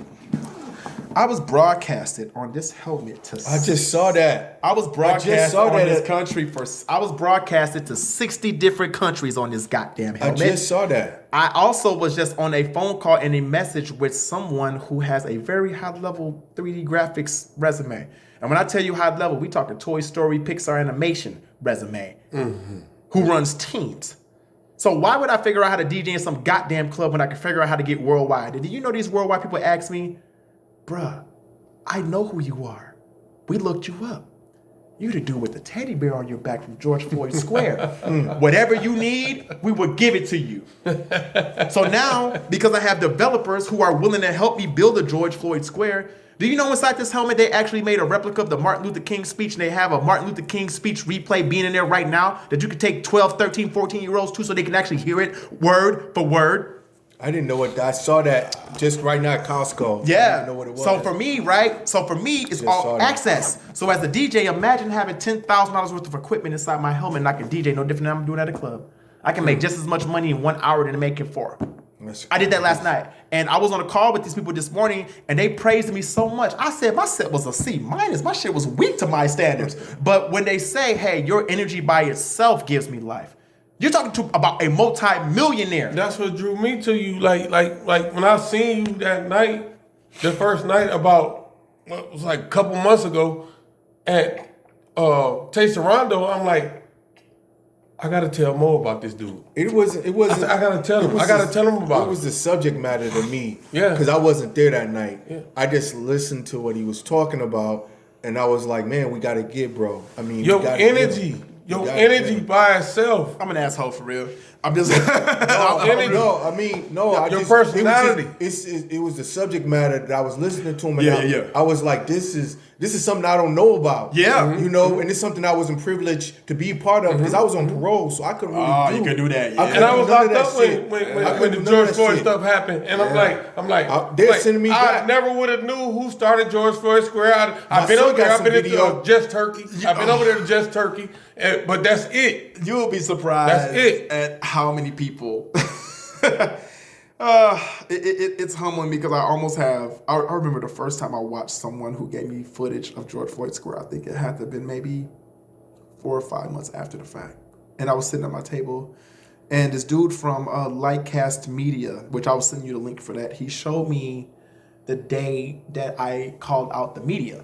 Mm-hmm. I was very adamant about it. I'm not even gonna tell you, but I'll let you watch it. When you're done watching it, you're gonna be like, I now get it. Send me everything. Yeah, I'm gonna send it to you. Yeah. We'll watch that one in particular before I leave here. Okay. And you know, it's the things with Black folks that we really have to get back to the basics. And what draws you to me, right? People say it's not what you do, it's how you do it, and stop trying to reach. You attract the people who you want to have in your life. Mm-hmm. You eventually attract people by the truth that you tell. Yes, sir. Mm-hmm. You eventually attract people, and mind you, I'm talking to myself here too. Mm-hmm. Like I just turned 40, fresh 40, and since I've been 40, it's like, okay, I'm at the second half. How am I going to impact my kids? I'm not going to finish the work I start. I know that. I'm not even going to see the finished work. I know that. So I stopped trying to aim for a finish I know I'm not going to see. But one thing I am doing is making sure that when my 4-year-old and 2-year-old get older, that they can tell the story to some other kids to plant seeds. Right? You have to be able to, like this. This to me is planting a seed. Like I said, if I can get you brothers to a bigger platform and you make a whole bunch of goddamn money, don't give me a dime. Just, send me some flowers. My son likes flowers. We're gonna be. This is what you're bringing to the table, bro. Is a networking understanding of what we supposed to be at across the board. Yeah, I'm just being Black. I guess if I brought out the Willie Lynch letter and you asked me what the solution is, it'd be this right here. Absolutely.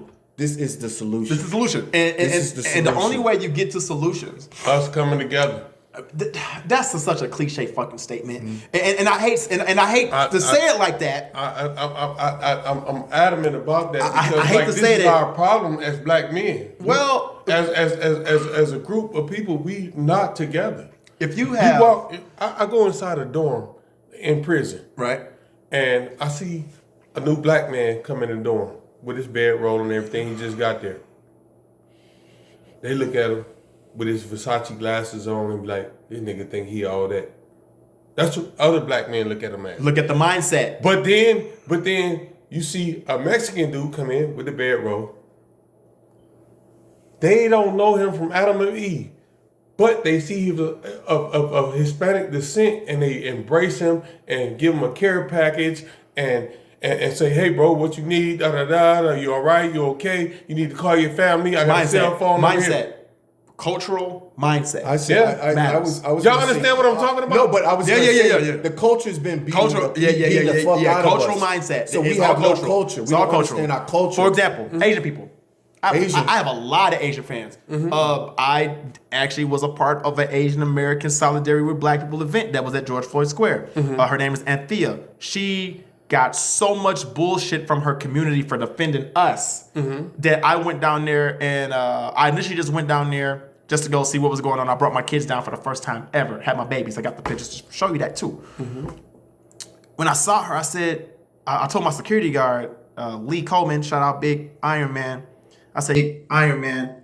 I said, yo, get me on the list to speak. He said, oh, okay. Got me on the list to speak. I was feeding my baby. She called my name.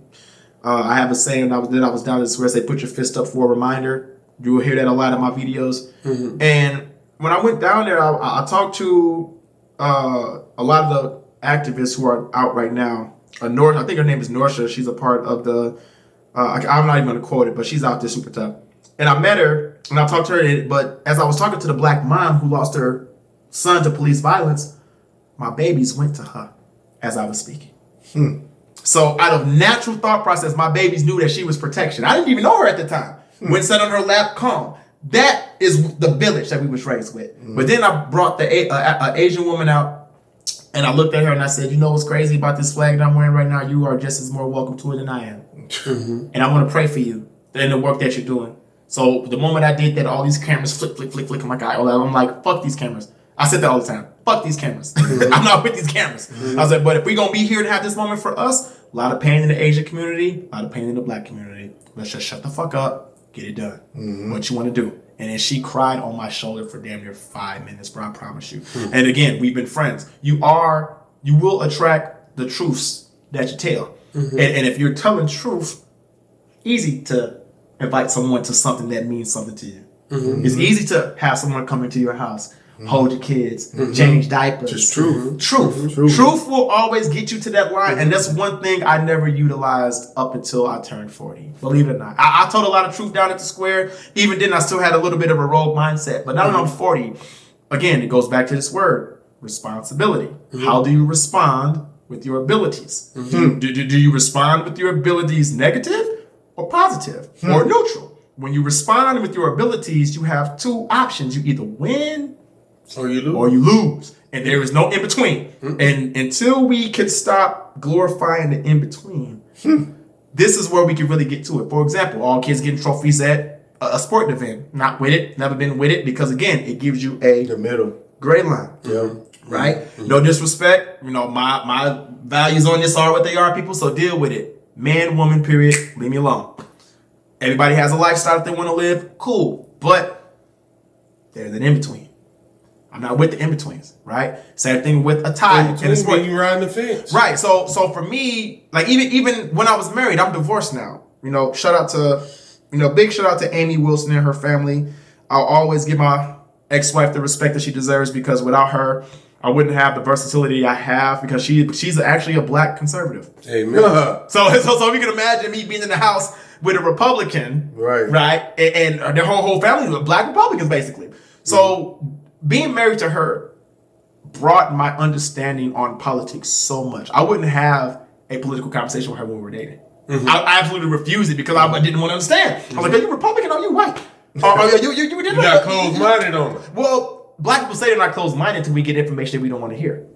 So I said, okay, let me just open myself up. Fuck it. That changed my whole life. But Black people have been conservative for the longest. For a long time. We were party of Lincoln. Yes. We were not into JFK that we decided to go liberal. Yeah. But the Republican Party, we've always had those values. We have. If you talk to your great grandma, she gonna make something out of nothing. That's Republican values. Republican minded. That is conservative values. And to be able to have that type of structure around me forced me to be versatile.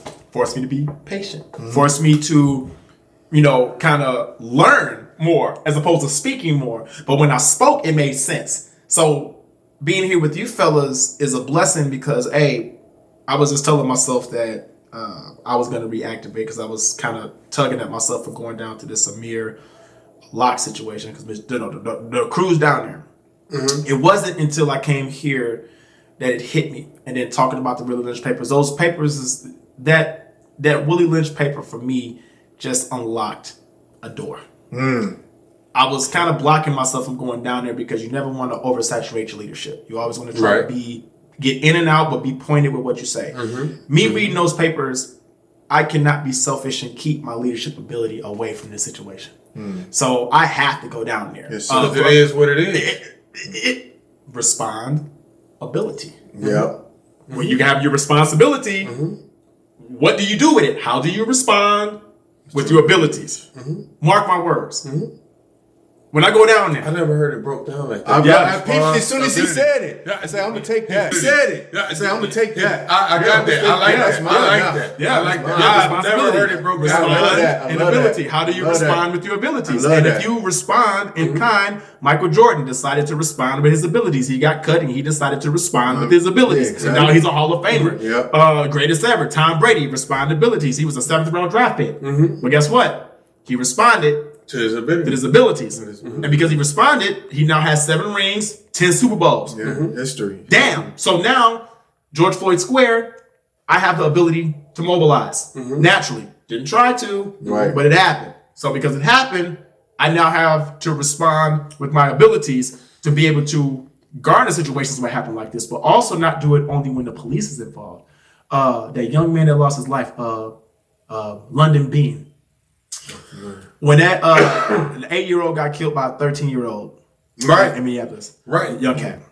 When I heard about it, first day we went down there, Twin Cities Relief Initiative, they fed the families. I saw Reg, I was there, Reg Chapman, a few, Mother's Love was down there first day. After that day, we usually, run our course, kind of go in and say what's up, right? But this is quote unquote black on black crime. I went down there to that young man's site of where he was killed, right in front of his house. I went down there for 2 weeks straight.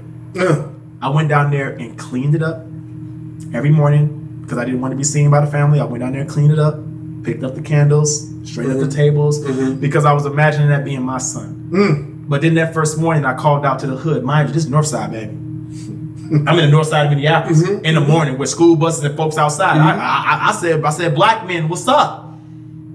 You can get this money on the block, but you can't come out here and vouch for this young man that just got murdered by a 13-year-old? Oh, but y'all ain't north side, outside no more, huh? All of a sudden. We quiet. Black man, get y'all ass outside. Oh yeah, I was out there for about 10 minutes. Get y'all ass outside. I hugged his mother. I hugged his aunt.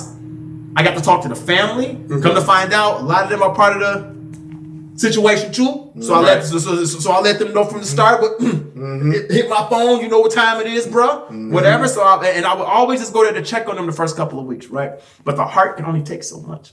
When you trying to save the world, you gotta save the world one bite at a time. But when this sandwich and this meat just gets so big, you gotta figure out who you can call on and be like, yo, I need you to take a bite over here, bro. I need you to take this sandwich and chop that motherfucker down. And right now, we don't have enough because there's too many old heads like ourselves out here acting like these young ass kids. Say it again, bro. We got a bunch of the... Wait a camera. Right here? Right here. This is your camera. Right here, bro. Say that shit. Yo, we have a bunch of old heads acting like these goddamn kids out here. And until we get to the motherfucking basics of this shit, shit don't change. So we can protest all we want, talk all we want, do what we want, but until we decide to duplicate leadership, put us all in a position to where we can get to a round table and actually listen. Same thing with the older generation. They have to be willing to give us the torch, but we also have to be willing to earn it. Yes, sir. And DJ Phoenix got something to say. And as long as we earn it and we handle it properly, and bless brothers like this with opportunity for them to be able to handle their shit. You're an inspiration. That's what matters. Like nothing fucking matters at this point. We all grown ass people around here. If you pay bills, if you pay rent, if you do anything to provide for your family, at some point you're gonna have to come to this situation table. And when you come to the situation table, I suggest that you have your questions ready, your concerns ready, but also solutions. Or be willing to do things to provide solutions. That also means your privilege. Time. Write that down. And money. And I love y'all. I would do anything for y'all. I know I'm on my live on Instagram. I don't know if it's still running over there, but I would like to personally thank my mother, my father, my family. I was talking to my uncles this morning, and just really wanting to get a healthy understanding, behind, I got to talk to my older uncle, and I've never really got to tell him that when we was kids, he saved our life. And to be able to have that, conversation with him over 10 years, like I haven't talked to him like about 6-7 years, but to be able to have that conversation with him did my heart so much joy. And he said to me, dude, I've been watching you this whole time. Everybody who talks to me, they always call me Super Dad. I'm like, why are you calling me Super Dad for? No, they either talk about my kids, they talk about my tacos. That's all. No one else knows nothing else about me outside of my food and my tacos. But I guess that's a blessing and a curse, because when you have an ability, again, responsibility. Yes, I'm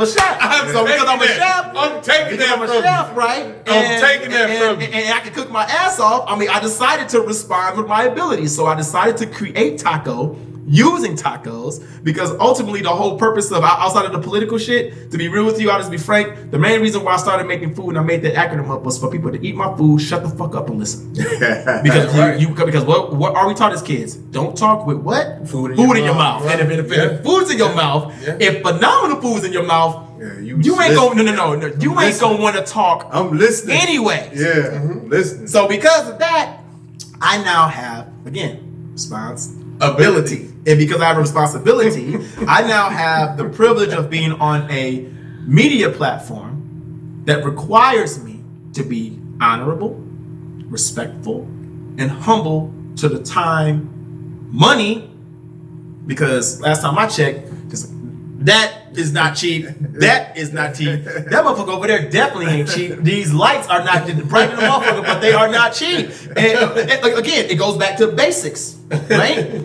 Eventually, you have to use your responsibility to buy this shit. Yes, sir. Yes. So because you decided to take the responsibility to buy the shit, the least I can do is shout out to SAF Mo. You feel me? The least I can do is respect your responsibility. Yes, sir. Because you've already responded with your abilities, and the way that you responded, I liked it. So because you saw how I responded with my abilities with my spoken word.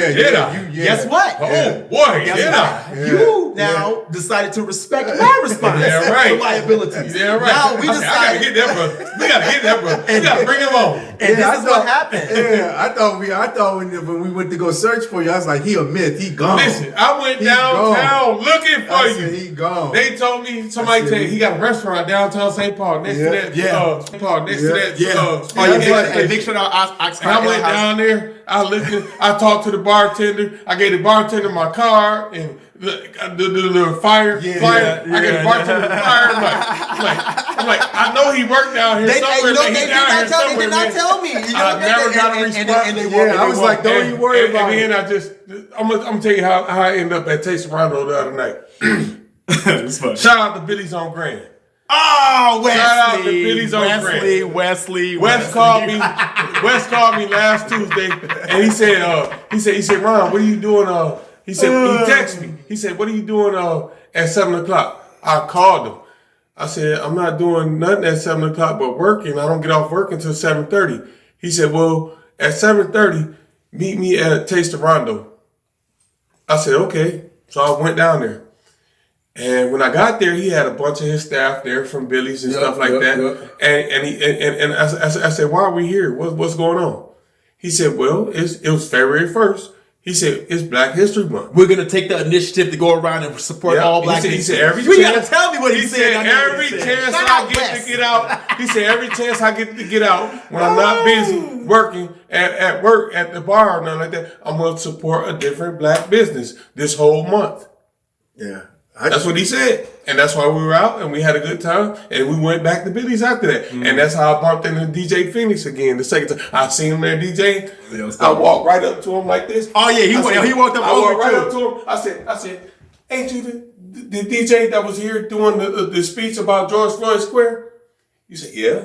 I said, well, I'm Ron B in the middle, and I got something to say, and I do a podcast about I got something to say. We talk about the criminal justice system from every aspect, and I want you on our show. He said, say no more. He said, take my number down. He gave me his information, and we talked. And then I called him the other day. He said, perfect timing. Perfect timing. Perfect timing. Perfect timing. And yesterday that was. Yeah, perfect timing. And when you have that type of timing, regardless of who you believe in, there's always a central point of understanding that's required. And when you have these types of central understandings, you usually don't fight them, right? And one thing that's happening right now, and you even notice this, you mentioned that black men, some black men have a problem with us coming together, right? If we're looking at the situation, looks like we have a responsibility here. I got you. No responsibility here. This is what happens when you decide to merge responsibilities. You have a taller glass. Bigger cup. Amen. Bigger cup goes back to the bigger table. Yes, right? sir. So now we can fill this cup. Eventually, once it overflows, guess what else? Another cup. So if we're looking at this example for what it is, guess what we have sitting right here in front of us? 1, 2, 3. Yes, sir. Now we have 3 glasses to fill. Yes, now, sir. until we fill these motherfucking glasses, it ain't nothing else for us to talk about. No, sir. But what you eat don't make me shit. We say that all the time. So eventually, what you eat needs to go in that cup. What I eat needs to go in this cup. What you eat needs to go in this cup. So what do we do? Together, like more Voltron. Voltron. And this is where, from a DJ perspective, and I'm only gonna say this one time, man. I'll be, and I know I'm on live. Shit, I may ruffle some feathers with this, man. Live on Lake Street. Interesting situation we got going on right now. No one's gonna speak on it, but I'll speak on it. I don't like the baiting going on with it. I don't. And if you want me to say anything other than that, I'm not. It's quite a few people who agree with me. They won't bring me on that show. You understand? And if he does, good. I hope he does. Because it's not for me to curse him out. But I asked to get on his show before George Floyd even happened, when he was coming up to Buffalo Wild Wings, and I was taking care of his lunch a few times. And he told me he was on that show, and I said I wanted on. Gave him my name, my number, my email. Told him I had something to say then. And guess what? It never mobilized. Why? Because it wasn't edgy enough. But this goes back to the Willie Lynch papers. Yes, sir. Did you hear what you just said? You said I had something to say then. Now you own. I got something to say. The only reason why I'm here is because God put me here. Yes, sir. I told y'all when I got here, I don't like cameras. I don't do cameras. But because, again, it goes back to my responsibility. Because I have the responsibility and I have to respond with my abilities. I have the ability to speak proper. I have the ability to articulate. I have the ability to mobilize. So regardless of my personal feelings, I still have to be able to deal with my responsibility. Yes, so me talking about this Live on Lake Street situation is me using my responsibilities. I can mobilize all the artists that's been on there. I know almost 80% of the people who went on there. Lake Street too. And it's okay. Like I said, everybody has a platform. Everybody has a mission. 2 problems I had with Live on Lake Street recently. Up to this point, dudes, from what I know, dude personally, goes back to the cop conversation. Dude, you could be a good person. But once you put that uniform on, then we got to deal with that, right? So, dude, personally, he seems like he's cool to the motherfucker. But once he goes on Live on Lake Street, puts that uniform on, he has to play his role, right? So me as a strong black man is saying, I'm not liking this shit. So what I did was I decided to use 2 black men. Yes, sir. Who have a platform who's actually looking to do something with it. And I will bless these brothers with my time for that. Thank you. I suggest that y'all leaders or people who have power, platform, the only one in my opinion who went on Live on Lake Street and did his motherfucking thing, no disrespect to anybody else. I'm sure y'all had your interviews, y'all had fun. The ones that I've seen, I haven't seen a few yet. DJ Inferno. That dude went on there. That dude went on there and said exactly what I wanted to say, word for word, and broke it down so eloquently that people need to respect him not only as a DJ, but as a leader. And a lot of time, he doesn't even want to put himself in that position. Neither do I, neither does Ray Mills or anybody else. But how dare you, Live on Lake Street? I'm looking at the camera with this one. How dare you, Live on Lake Street, have a week of I think it was like a Brother Jules, something like that. They said, oh, this week is for Brother Jules. We're going to bring DJs on there. That nigga didn't bring one DJ who Brother Jules DJ with. You know how I know? Because I'm a 3rd generation Brother Jules DJ. I'm a 3rd generation Disco T DJ. Yeah, I remember, yeah. Right? Because Disco T, Brother Jules, they taught DJ Verbex and Mike D and DJ Defiant. Shout out to Billy's on Grand again. Because they got a mural. They got a mural for I'm telling you feel me? They put a mural up inside Billy's. Buddy ass was Prince's DJ. Brother Jules was one of Prince's DJs, and then Dudley D, who's with Generation Now. Shout out DJ Dudley D, one of the homeboys. Mad Mardigan in the crew. There's a whole lot of us who DJ with Brother Jules who he didn't even bring on the show. So how are you dedicating something to Brother Jules and you ain't got nobody? Look, he ain't had none of the original 5 on there. None of his peers. Like how do you have? Why are you asking for a Mount Rushmore of DJing, whether if it's right now or later, don't have none of the historians on there? That's great. Oh my God. Here's my Mount Rushmore. If you're not gonna put me on the show to say the Mount Rushmore, I'll say it my goddamn self. First of all, we gotta put Brother Jules on there. It is what it is. Princess DJ. Let's just say live on Lake Street Cloud Chasing. No. I'm gonna be respectful of the man's platform and what he's looking to do, right? Again, we are a media platform. We have to use our responsibilities and respond with our abilities. So this is me being a strong black man for the people who have paved the way for DJs like Ray Mills, Inferno, myself, DJ Soda. What they don't even talk about is DJ Soda was probably one of the biggest promoters out here. He was 16 when he did it. He was a kid working for Def Jam. From what he told me, and I've seen some of the shit. That's why I respect him. But also when I was homeless, this man let me sleep on his couch. So when you talk about, Mount Rushmores of shit and people impacting lives, right? The DJ is only as good as the music and the truth that he provides. So my DJ life has always been about playing good sets, scratching, skilling, and bringing others in so that way they can learn the 4 elements of hip hop, not just DJing. Business is one of them. It's still a business. Yes, sir. So I need you to tell me, it's a lot of cats who claim that they're the best, but if your business pedigree ain't right, kiss my ass. If you can't impact leadership and if you can't come out here and duplicate your leadership or duplicate DJs or figure out a way to be better for somebody, kiss my ass. Everyone's not built for that. Cool. But if you're going to be in a situation to build, you have to figure out how to do it. And if you're not looking at the people who have paved the way for us to have what we have, dude, I will always love DJ Verbex. I will always love DJ Defiant. I will always love Mock D. I DJ'd at First Avenue. First Avenue was a mecca of music. Yeah, it was. What? Yeah. It's a mecca. Yeah. So, bro, I was in there 2 years before I even received the dime. Just to be there, bro. Just to be there behind the booth and the business, the pride of music is gone because, like the white boy said, they're too busy trying to shape a narrative. So when you got, this fluffy, muffy music just coming out right now, I barely listen to it. I have the ability to go into my DJ pool. I don't even have to listen to the songs anymore. I could go in there, click a folder, 100-some songs on it, click. Okay, I know this all the hottest shit. It's all BPM. All I gotta do is analyze it, press it. I can literally go in there and DJ song, scratch, scratch, boom, song, scratch, scratch, boom, song, scratch, scratch, boom, song, scratch, scratch, boom. It all sounds the same. There's no, I don't want to say independence. There's no individuality in music anymore. If you look at all the women rappers or all the women music right now, most of them are all using auto-tune. So you really can't differentiate the two. The only thing you can differentiate is who has the most money. Right. And ultimately, if they have the most money, that means they get the biggest platform. That means they get the biggest time. That means they get the biggest royalty. But that means they also get the biggest debt. Most of these young niggas out here don't even understand when a record label gives you an advance, it's technically a gift, which means it's technically a tax write-off. So they don't even have to owe debt on it.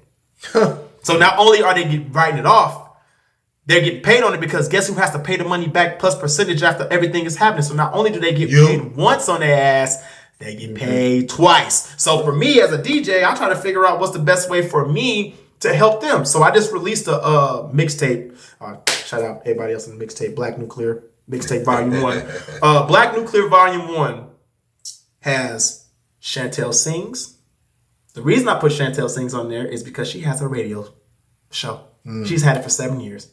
Why wouldn't I respect that woman? Right. There's nobody in R&B in the city doing better than her. Why? Because she has a media platform and she's bussing.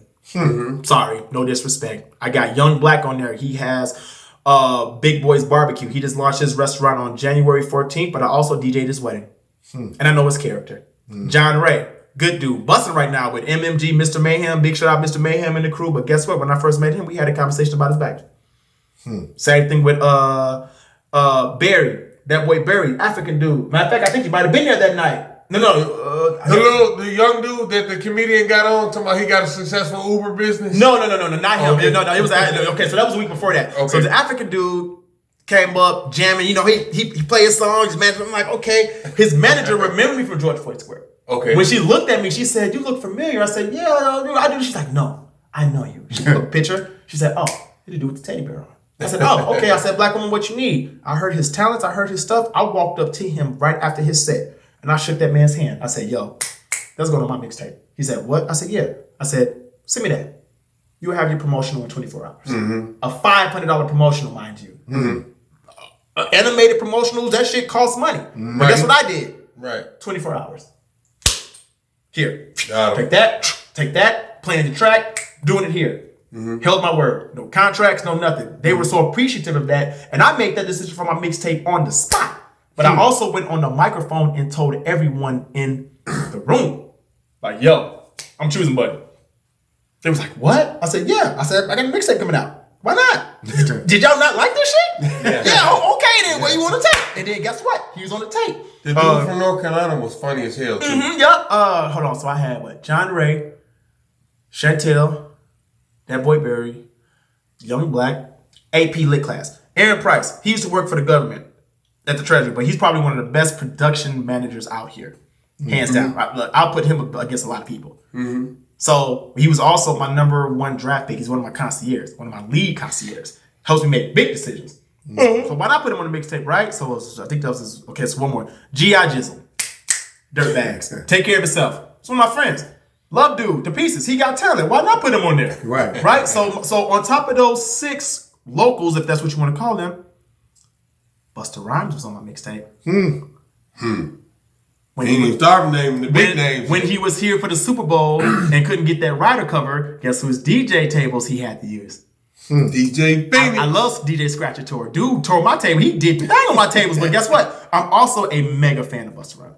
Yes. Who ain't? Leaders of the New School. Who ain't? I got all this track. Yeah. But Charlie also, Brown. Yeah, all of them. But I purchased those albums, right? Yeah. So Back in the when day. it was the Super Bowl 52, I got to ask Spliff questions about Spliff stuff. Yeah, the Spliff told me straight up. He said, yo, I wrote a lot of that shit. I'm like, what? He said, yeah. Busta and them confirmed it. Like, listen, the way that we sit here right now, that's how we was sitting in the booth. Just sitting there talking shit, just kind of kicking it. And I said, yo, as a fan, I have to ask you. The set on that, put your hands where my eyes can see. Tell me that set. Talk to me through that. He said, no. He said, that's not even the best set I've had. He said, the dangerous one was the best one. I had it when we were doing a Lethal Weapon. So for me to have that one-on-one time with them changed my life. Fast forward to Floyd Square. Guess who I saw at Turkey Hut? Bake Show Baker. Just Turkey? Yep, Just Turkey. Bake Show was out there DJing in front of it for like, I think it was like for something out there going on that day. No, that was a celebration for something for George Floyd or whatever. Busta Rhymes? No, Spliff. Split Star. Bake Show Baker, 89.9 KMOJ. I love my brother Def. He said, yo, Phoenix, come here. Come on. I said, oh, what? Okay.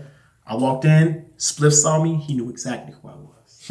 He was like, yo. I was like, yo. I was like, what you doing here? He said, man. And then I got to tell him about the square. But then I also mentioned to him, what you're seeing at the square right now is no different than what we talked about when your ass was here a few years ago for the Super Bowl. Wow. So I'm not gonna sit here. Super Bowl was in 18. Yep. So this is normal conversation. Like what I'm saying right now, for the people that's watching, I don't even know who's watching at this point. What I'm saying right now ain't shit but normal conversation. Yes, sir. Yep. This is every day. Black History Month is not 28 days of the year. Yeah, it's every Black History Month is protecting the legacy that we already have to give back to our goddamn kids. That's Black History Month. Yep. Black history to me, period. Right? So Busta Rhymes on the tape. Phony People. Now these ones I don't know personally. I don't know phony people personally, but Megan Thee Stallion did a track with them. And I'm a big fan of Tiny Desk. Tiny Desk is a series of concepts that most people I'm a music story. So Tiny Desk is whole tracks with the band, no ad-libs, all lyrics. I wasn't a fan of Megan Thee Stallion until then. I like Megan. I'm not gonna like I wasn't a fan. She does her thing. Look, again, I have a folder. Click. Wiki doop, wiki boop. That's what it sounds like to me. But when I heard the songs, I've heard these songs before, but with a band, with all your words, I said, baby, you need to be showing these artists who I'm talking about high level ones, T.I. or whoever. I watched all these other concerts. I've DJed for Cardi B when she's been here. I've DJed for a lot of these big motherfuckers when they've been here. I just don't put my name on the flyer. But I also get to pray with these people. Like when A-Ball and MJG came up put here. your name on the flyer? Because I don't need to. For what? What? Lamborghini. Huh? Toyota. Ain't no need. I got you. Why would I need to do that? Because I'm back. Because ultimately, if I put my name on the flyer, okay, cool, I DJ'd at a set. But the biggest thing that I got out of any of those shows, and I've DJ'd over 50 concerts in the past, I want to say, 10 years or so. Mm-hmm. I've prayed with every single one of them before they left. Every single time. So you DMX'd them. When you meet people again, it goes back to your responsibility. Mm-hmm. How do you respond with your ability? When they come back to Minneapolis, how do you want to be remembered? Right. As a DJ or someone who cared? That takes me back to a video. That's way way different. Yeah, you just like, for example, when A-Ball MJG come here, I love A-Ball MJG. I'm big fans of them too. But guess what? Before he came up here the second time, he was going through a little weight issue. He was losing some weight. I didn't ask him, well, what's up, bro? Can I get a picture? Mm-hmm. Yo, how that weight loss situation happened? How's your health? Oh man, I'm just pushing hard, man. You know what I'm saying? I give him a high five, shake up, put my hands on both their shoulders, pray them in and pray them out. I don't have, outside of Busta Rhymes, I think that's probably the only picture I took. That takes me back to a video that I watched with Jay-Z, an interview with Jay-Z. Jay-Z talked about his fondest memory of DMX. And he said he had to go out there. DMX opened up for Jay-Z. And he had to go out there after Jay-Z. And DMX was out there rapping. All my dogs had the people barking and stuff like that. And then in the middle of his set, he did a prayer. Yeah. And had people out there crying and stuff. It will change. And Jay-Z said, I gotta go on after that.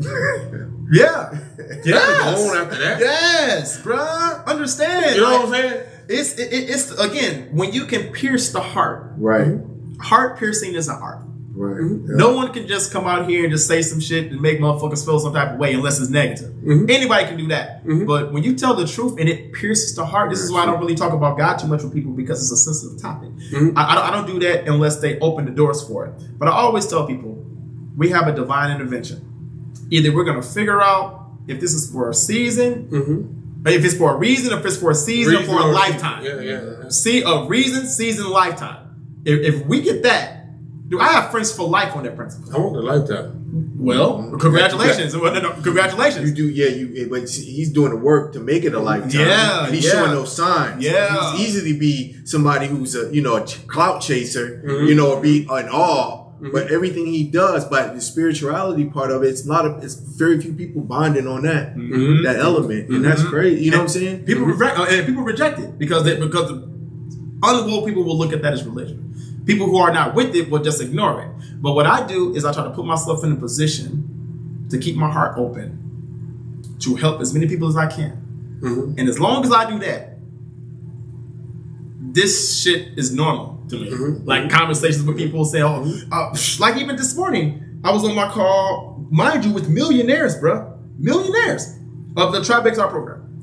And he said to me, I brought up the conversation we had a little over a year ago, last month actually. And he said, you know what? He said, what I took from that conversation, and like we're having right now, he said the energy. Yes. He said the ability to just do what you do and be you. Yeah. I took so much inspiration from that. Yeah. And the fact that you're back here with us and you're a resident DJ and you're showing us shit that we've never seen before and just opening our eyes to some shit. I said, yo, all I did was a C- ass DJ set and I'm not happy with it. And I want to figure out what's the best way to get access to your vision so we can continue doing what we're doing. I said, that's what matters. And it was an impromptu call that we did today too. It was about 20 of us on there. Mind you, France, Germany, Spain, Ukraine. It was a worldwide situation, right? Yeah. So as a DJ, why would I put myself or keep myself in a box of having to DJ in the clubs when I can put my helmet on, teach people how to DJ, get access to a worldwide situation, just to be able to go in there and still, if I want to, have a George Floyd Square built in virtual reality and give everyone the information I'm going to give y'all. Because the world doesn't know what they don't know. That right there, my friends, is the pure definition of responsibility. And because I can DJ, because I'm a computer tech nerd, I understand psychology. And believe it or not, I technically can't even claim my college degrees because I pay for it. Well, how can we get Zoom on that TV right there? Zoom on this TV? Zoom. Zoom? Zoom. Dude, just We're gonna do some interviews out of state. Yeah, that's fine. I'll hook you up. If anything, here's what I want to do. I think you guys should get an Oculus. That's it. That's what he's. Yeah, because technically, right now, if I wanted to, you know what? I got an idea. After we're done, we'll talk briefly about it. Okay. In my Tribe XR program, I have the ability to do a video call. Technically, if I want to, I can put a link up right now, open up my phone, click, live Tribe XR. Right there on my phone. And in that phone, I can give us a full view of who's talking to us, but also whoever's in that room can get to that same link, and I can hop on my Oculus. I can give us a background, and we can sit and talk for hours. I can broadcast it to the goddamn world. Oh, wow. So, without all of this shit. Yes. So, for me, we now have to look at how, it's not necessarily how big you want to go, how much leadership do you want to duplicate? Because ultimately, people are going to be watching you. And when you have, look, these motherfuckers having on the cover of National Geographic, New York Times, all this shit.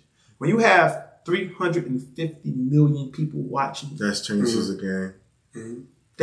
That shit pierces your heart. That changes. And when you have that much responsibility. I get it now. We got a guy in Wisconsin right now that wrote a song for us. He's halfway done with the song. But, we want him and us right here.